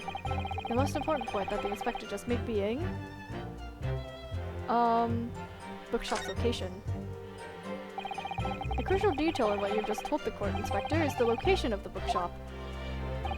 I couldn't agree more. So, where is it exactly? He just told you! Eh? Are you letting me off, sunshine? I just explained that! I got the map and everything! Used red blooming ink! And drew the bloke's route home on for you! And I distinctly remember you saying not a long counsel! Naruhodo! Oh, yes! Yes, of course! I must have been so nervous I didn't take it in! The blunder of the day goes to you, my learned friend! No, not yet. The trial's only just begun after all. Yes, more opportunities to make even more blunders. Bro circled it in red and used a red arrow. Exactly! Mr. Naruhodo, I would strongly advise you to look carefully through the court record at this stage. Oh, don't worry, I've been looking. Alright, yeah, they did change it here. And then the X is where the crime happened. Yes, miss. At once, miss. Sorry, I made a mistake, miss. Inspector, continue with your testimony, please. Alright, we did gain some things from this. Okay, just a matter of working out who the books belong to, and we found the bloke to arrest him. Check the receipt again? Oh, yeah, we can. Your books. Mr. Natsume, 2 shillings. It was 3 books. Canterbury Yearnings. Picture through the clock. Your books. Wait! No! This is the wrong bookstore!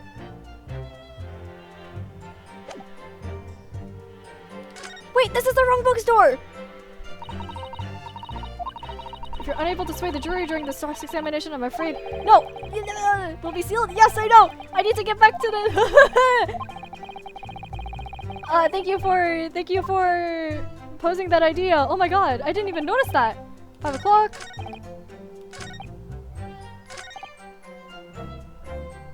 Okay, I'm going to have to ask him, I'm going to have to press him again and tell him about the daily basis. Yeah, sorry, I understand. Shuffle of English literature. Okay. Must. Okay, it's called Bourbon Books, but he wasn't at Bourbon Books. Happens. Very vital information!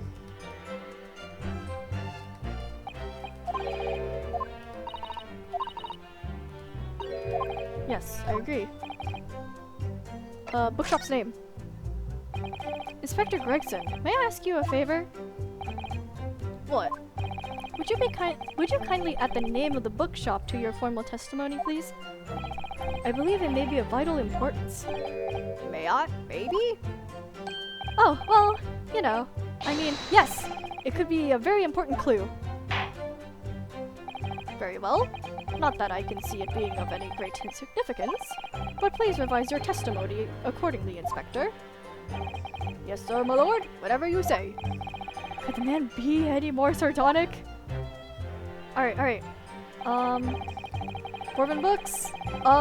No, that's wrong. Objection! If I could just stop you there, Inspector Gregson. What is it, sunshine? I'm a busy man, you know? This is a receipt that we found in Mr. Natsume's room. It was issued on the day of the incident and details the purchase of 3 second-hand books. And you found that in the accused's room, did you?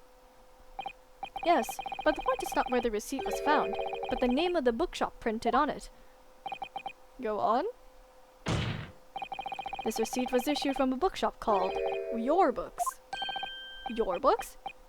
Y-O-R-E, I presume. Yes, my lord. So Mr. Natsume did indeed purchase a number of books at a second-hand bookshop that day. However, the bookshop in question was not Bourbon Books. Huh? What?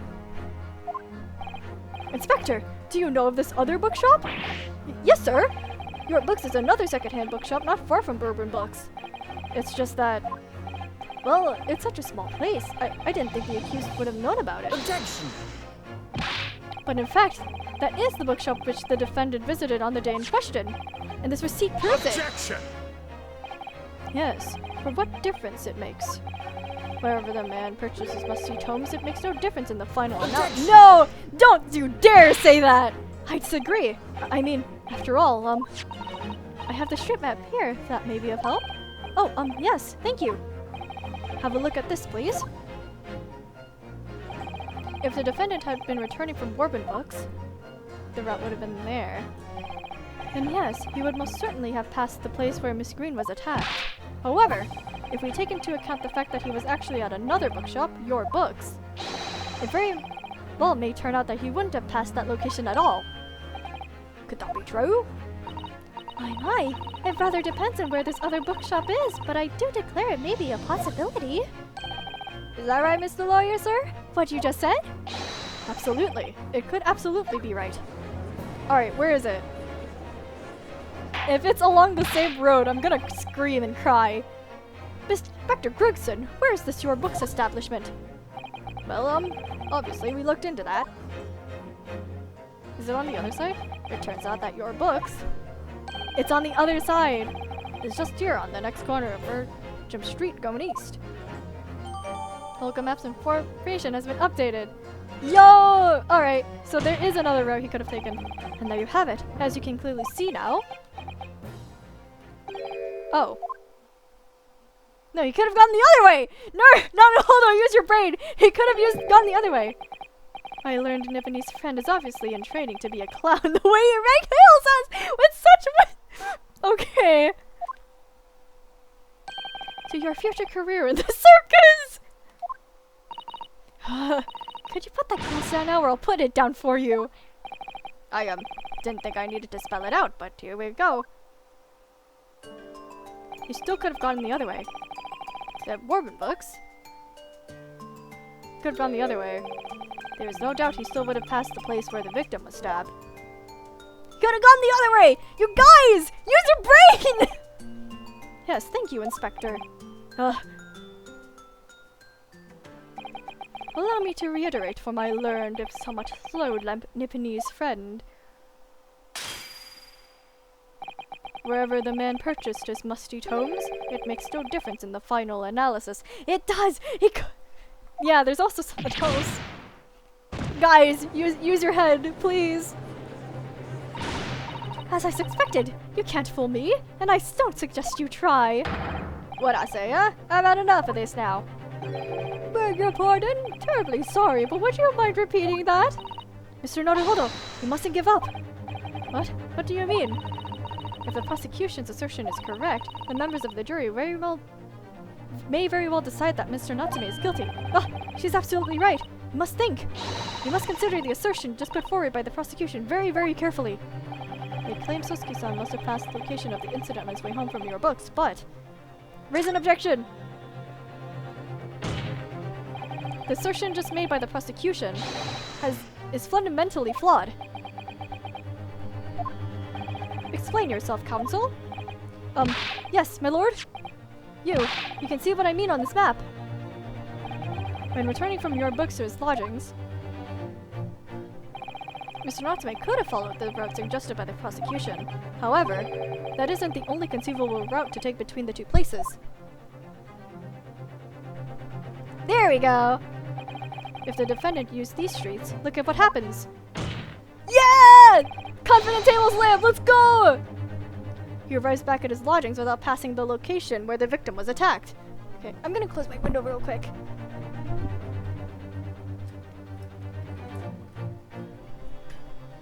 Alright. Let's go! Talking back to a clown is a fool's errand, of course. However, I feel compelled to point out that that route is what is commonly referred to as the long way round. Ah. On a cold winter's night, why would any man choose to take a longer route home? Do you have any proof that he didn't? Well, the answer is extremely simple. He wouldn't. In other words, the accused took the obvious route back to his lodgings and is obviously the perpetrator of this crime. But! Aha, yes! I've got it! Obviously, you must ask the man himself. Ask Mr. Natsume which route he took home. I have already informed the court of the accused's response to such questioning. Claims he has no recollection. Oh no! That's right. As I said, the bloke seems to spend his time outside wandering aimlessly from A to B. That day was no exception. He says he doesn't remember where he was or which route he took home. I don't believe this! Come on, come on, Ryunosuke! I thank you, my learned friend. I suggest we do not waste any more of the court's time by wandering aimlessly around this subject. Why is he like, he's so animated, so extrally. Pray, what say you, insightful jurors? But even if that is the case, the defense still... Oh my god. Okay, guys. I agree with Lord Van Zeeks, wholeheartedly and in every way. What? I don't believe it. Does this mean... Alright, already? We members of the jury are completely convinced now. Very well. In that case, I hereby call upon all members of the jury to present your findings to the court. Guilty! Uh-oh. Guilty. Uh-oh. Guilty. Uh-oh. Guilty. Uh-oh. Guilty. Uh-oh. Guilty. Uh-oh. That was quick! Hello? Didn't even give me time to breathe! Excuse me?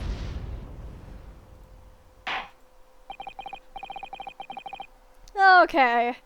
It would appear the jury's leaning is unanimous. Come on, fight it, fight it, fight it! To the insightful members of the jury, I applaud your brave resolve. You serve Queen and the country admirably. Mr. Naruhodo. No, not yet. This isn't over yet. I still have one last chance to sway the opinion of the jury. I have to tip the balance of the scales the other way. I have to turn this around, somehow. Those are the eyes of Corey, not willing to give up, but you die. So I presume you intend to wield your rights again in this trial. Rights of the defense written into antiquated British law that should have been buried long ago. Call it antiquated if you will, but it's the defense's prerogative to carry out a summation exam if it so chooses. Very well, counsel. In accordance with the letter of the law, we shall proceed with the summation examination. Are the members of the jury ready, Foreman? Of course we're ready. I'm all too familiar with that Nipponese whippersnapper and his Onku's refusal to throw away in his alley. Very well then. Ladies and gentlemen of the jury, you will explain on what grounds you have determined the defendant to be guilty. Alright, let's pit these guys around. Official findings. Jurors' contentions. For pity's sake, that little Nipponese oddity already admitted it himself, didn't he? If he said that a woman in green collapsed before his eyes, why can it only have been the victim? The man wouldn't have gone around the houses on his way back from the bookshop, not in winter. So the poor woman was attacked from behind, was she? How dreadful! I really don't care. Can we just wrap this up now? I've got work to be doing. Your books, yes. Nice shop, that. But Bourbon books? No, not worth a visit. Who do I pit against each other? With only one minor exception, the reason for finding the defendant guilty are all too clear. Whether the stab occurred, the only two people at the scene were the victim and the accused. And the accused himself has admitted to seeing the victim in her green overcoat sink to the ground before his eyes. Furthermore, we have heard from the inspector that the defendant then fled the scene. I must say, I would have ample grounds to convict this man already. Oh dear, even the judge appears convinced of Mr. Natsume's guilt now. Why did he have to run away like that? And how are we supposed to believe in some phantom attacker that nobody could see? This is impossible. How can I make a case for the defense? Mr. Naruhodo, this is no time for grumbling. If we want to force the trial to continue... Yes, I know. I have to turn the tide. I must make the jurors change their minds. Well, 4 of them at least. Exactly. We have no choice but to forge forward. Alright. You have the floor, counsel. Begin your summation examination. Yes, my lord. Alright. I just need to keep this trial going somehow. Whatever it takes. Come on, Ryunosuke. You can do it.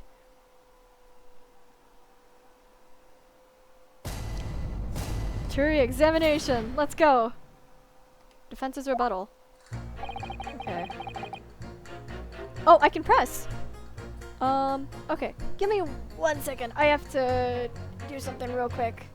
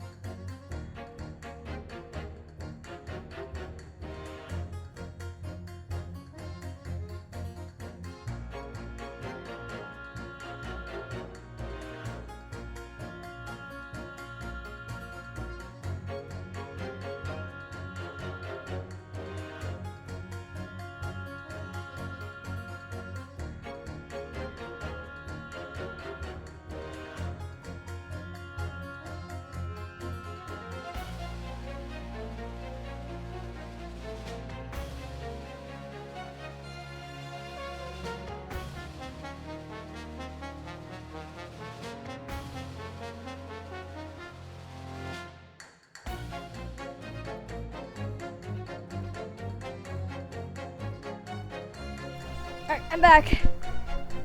Had to drink a hefty amount of water here. Let's continue.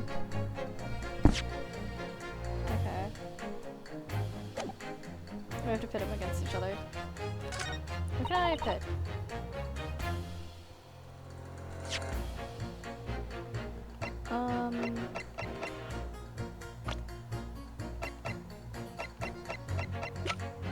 Okay, who's...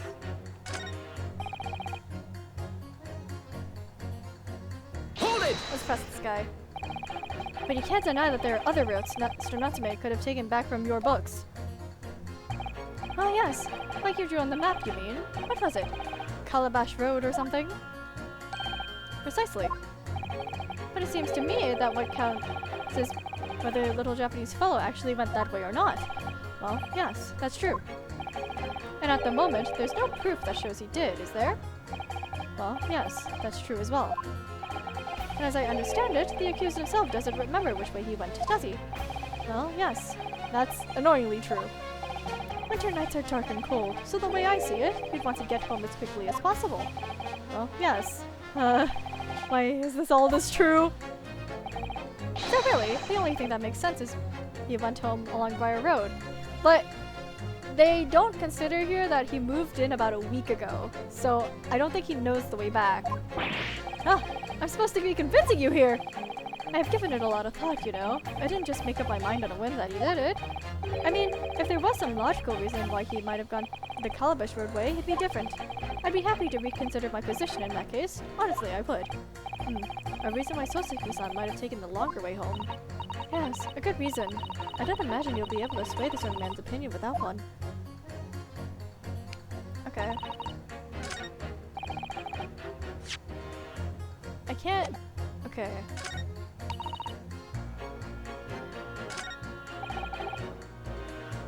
Let's press you. A man's life is on the line here, sir. This will take as long as it takes. Don't get clever with me now, son. My life's on the line too, and so is my family's. Ah. Alexa, you wouldn't understand, but a laborer like me can't afford to take time off. If I don't work, I don't eat, and neither do the wife and kids. Oh, I see. That must be very hard. I go to the union every morning to find out what needs doing. If you're late and the work's taken, it's tough. This time of the year, there's water and gas supply pipes bursting left, right, and center. They're after cheap labor to get the roads dug up to fix it. It's a hard slog from dusk till dawn, that is. So, you were out digging up the roads on the day of the incident as well, were you? That's right. In fact, if I remember rightly, it was just round the corner from where it all happened. By that old bookshop it was. Oh, that's important! That's important! Another coincidence? That's right. Mersham Street it was. Mersham Street? On the map, Mr. Naruhodo, there are only 3 named streets. You're number 5. I need you to add that information to your formal statement, please. What's the point in that? Can't we get this business over with now? Please, sir. It's important. Fine, I'll do it then. Day it happened. I was digging up tree from dawn till dusk.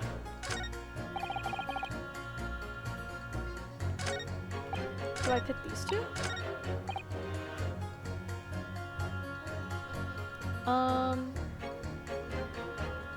Hang on. Let me save.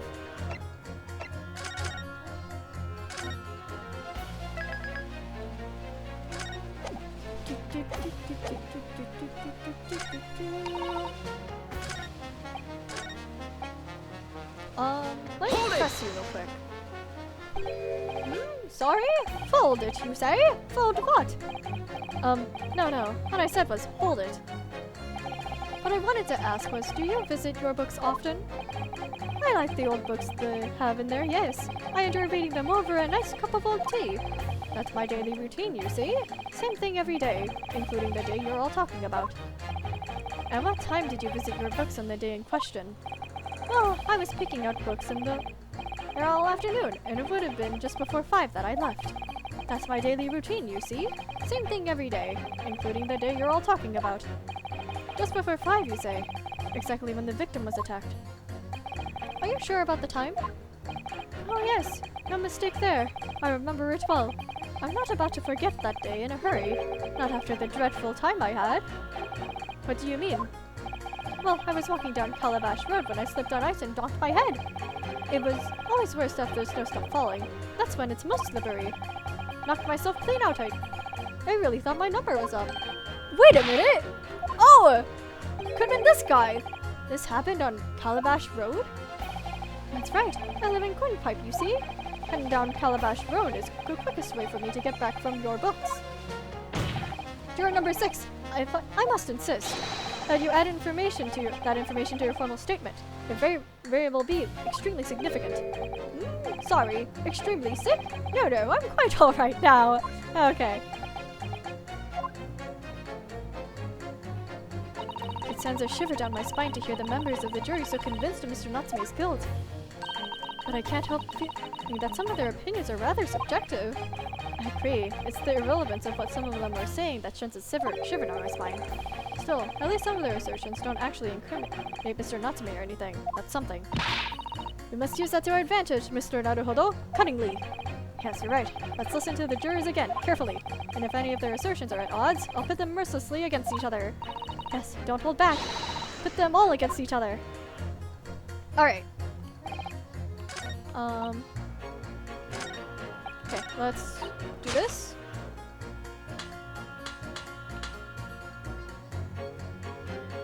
With you. Objection!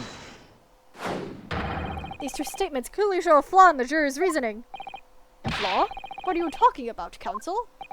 Well, juror number 2? Juror number 6? Why, whatever do you mean, sir? I think perhaps the old man didn't hear you. Unbelievable. It's not like I was loud or anything. There's at least one fact of which we can be sure here. The bookshop receipt found in the defendant's room clearly indicates that on the day of the attack, he had been to your books and purchased a number of second-hand tiles. He then returned home on foot. But the man says he has no recollection of his return journey. That's correct. But what he does remember is seeing someone appear in front of him on the way. Someone in a green overcoat who suddenly collapsed in the pavement before his eyes. Yes, we are well aware of this. The poor young woman who was stabbed, obviously. Objection! No, not obviously. Can we really be sure of that, madame? Why? Whatever do you mean? I'm sure you heard juror number 6's account of what happened to him that day. That same afternoon, there was somebody else apart from the victim, who was wearing a green overcoat and fell over on the icy streets in the neighborhood. Oh my! My goodness, you mean... That's right. I'm referring, of course, to hard of hearing juror number 6. Are you really suggesting that the person in the green overcoat whom the defendant saw collapse in front of his eyes was the jolly old gentleman at the end of the bench here with me today? That is entirely possible, yes. After all, the old man has a somewhat similar build to the victim. Well, look at that! My goodness me! Sorry, you need a pee? And crucially, we know precisely where the old man in the green overcoat fell. On Calabash Road. Therefore, if the person who Mr. Natsume saw collapsing in front of him was in fact juror number 6, it means the defendant must have taken the long road back to his lodgings. And if that's true, then clearly the crime scene on Briar Road where the woman was stabbed was not on his way home. Let's go! Let's go! You idiot man! If you hadn't been so daft as to roaming about there, we would have boxed this off hours ago! And really, what were you thinking wearing such a befuddling coat? What did you just say to me? Is it a crime for the elderly to walk the streets these days? Is it a crime to slip over the ice? Is it a crime to keep up with the latest styles and wear a beautiful green overcoat? Is it? Oh.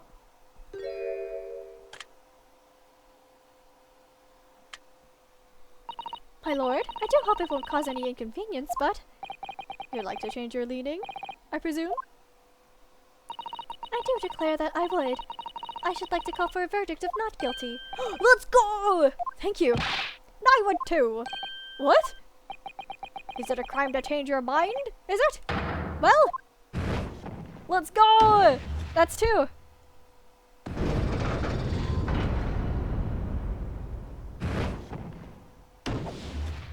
Let's go! Half of the way there. Oh, well done, Mr. Naruhodo. That was wonderful. Well, we've managed to change a couple of minds at least. It strengthened our position somewhat. Yes, and it will prompt the other members of the jury to reconsider their stance as well. They'll be asking themselves if their current leanings are really right or not. Now, if only we could just identify one more clue or discrepancy that would make them stop doubting Mr. Natsume. You might be able to tip the balance completely. Yes, that's exactly what we've got to do. Looking to bring this trial to an early conclusion. That's what we have to prevent, by whatever means we have at our disposal. Thank you, Counsel. On with the summation examination, please. Yes, my lord. Alright. Okay, I think I have an idea. Okay.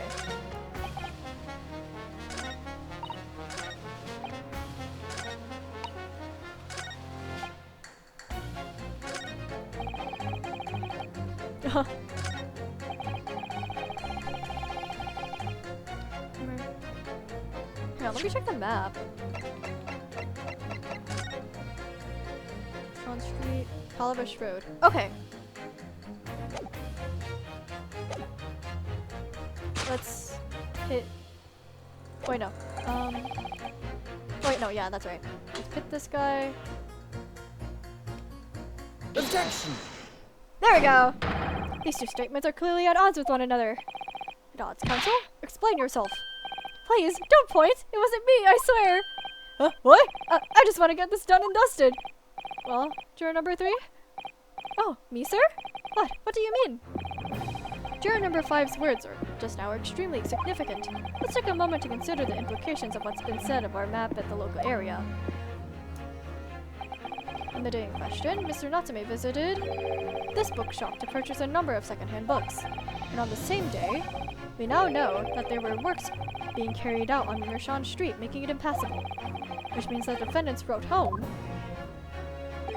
could not have taken him along Merchant Street and down Briar Road. Oh, yes, of course!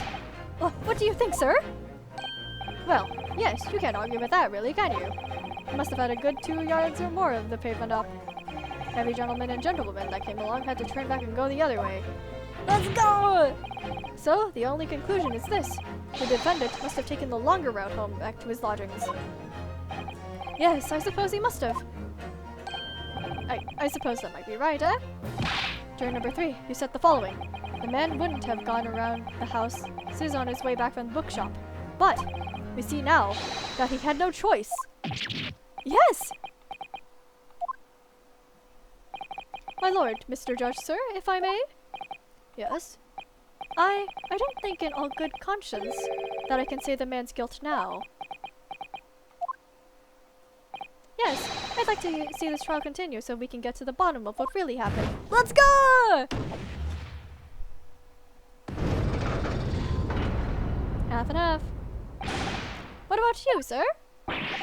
Who? Me? Well, alright then. If there's a hole in the prosecution's argument, it should be filled in, that's what I say. Let's go!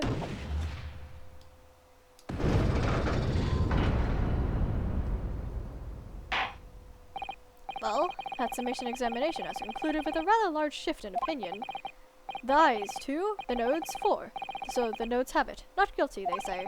Which means we no longer have a consensus among the members of the jury. The trial will continue. Objection! Oh.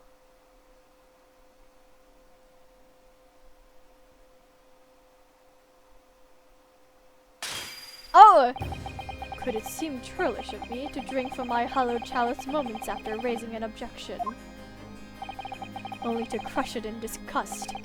Pray forgive the discourtesy. Lord Van Zeeks? It seems I must retract my earlier remark. What do you mean? I mistakenly credited these jurors with intelligence by describing them as insightful. Yet we have just witnessed them falling for a cheap trick performed by an Eastern entertainer. Huh? Whatever do you mean? Objection! I haven't tricked anyone. Everything I've said is the truth. Indeed. Stalwart juror number 5 is undoubtedly repairing the road as he claims. I believe you said it was a good 2 yards of the pavement which you had excavated, sir? That's right. Took me the whole day and they paid me a measly tuppence for it. Now, my learned lady's friend, tell me, do you have any notion of the distance that 2 yards represents? I would assume not. Well, if I'm honest, I don't have a clue, no. 2 yards is a little less than 2 meters. Less than 2 meters? That's not much at all. In other words, a distance readily valued by anyone of moderate vigor. Would you not agree, my stalwart friend? Me? Well, I can't say you're wrong, no. What? And did you perchance erect a sign to prevent pedestrians from passing the site of your works? Eh? I wouldn't dream of it. What a waste of time. No coaches would have had a hook passing anyway, and we would just turn any gentlefolk back when they come. Kids just jump right over us all the time. The accused is no gentleman as far as I can see. I have little doubt, however, that he could spring over a 2-yard trench in his meanderings around town. Ah! Is that true? Is it? The incontrovertible truth is that the books just purchased by the accused were found at the scene. There can be no doubt that on his way back to his lodgings, Mr. Natsume walked down Briar Road. Ugh, crushed in a single sentence. And the old man... Old man? You can talk? You say that around 5 o'clock on the day in question you slipped and fell on Calabash Road. Pray, was there a suspicious-looking Japanese behind you at the time? He knocked out! He got knocked out! No, I can't say as I can remember. You don't remember? How about a wager, my learned friend? You say it was this old man the accused saw, but I would lay 1,000 to 1 against you being able to prove it. Well, he's not wrong, sadly. Order! Order! Lord Van Siegs, explain yourself. My lord? If you had such an argument up your sleeve, why is it in the world did you prefer it during the examination? I wanted to give this young foreign student the sightseeing experience he no doubt came for. I wanted him to see for himself how the opinion of the jury is so readily swayed. Ugh. My hospitality has its limits, and they have been reached, I feel. Oh, taking off his coat? So, my learned friend, today's sightseeing tour of London is now over. What? What are you talking about? My lord? The prosecution requests permission to call its next witness to the stand. Alright, getting right into it. Granted. Bailiff, bring forth the witnesses. It's next witnesses? Mr. Naruhodo, do you not remember? We've been told on several occasions that there were eyewitnesses to the incident. Yes, I remember. One of them being a Scotland Yard policeman, no less. I'm afraid that it's likely to be the prosecution's next witness. Alright. Is he supposed to stand as a witness, and no matter what they say? I believe in Sosuke-san. I know he's innocent. And I'll keep believing to the very end. Until this battle is over. Alright.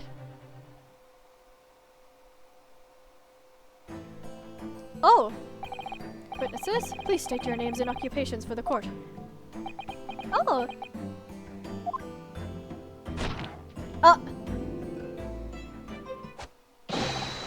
Constable Roy Bailey, sir! Nothing to report on the streets, sir! Oh, look at them! And I'm Mrs. Beat. Patricia's my name. I'm proud to say I'm this young town's hero's wife.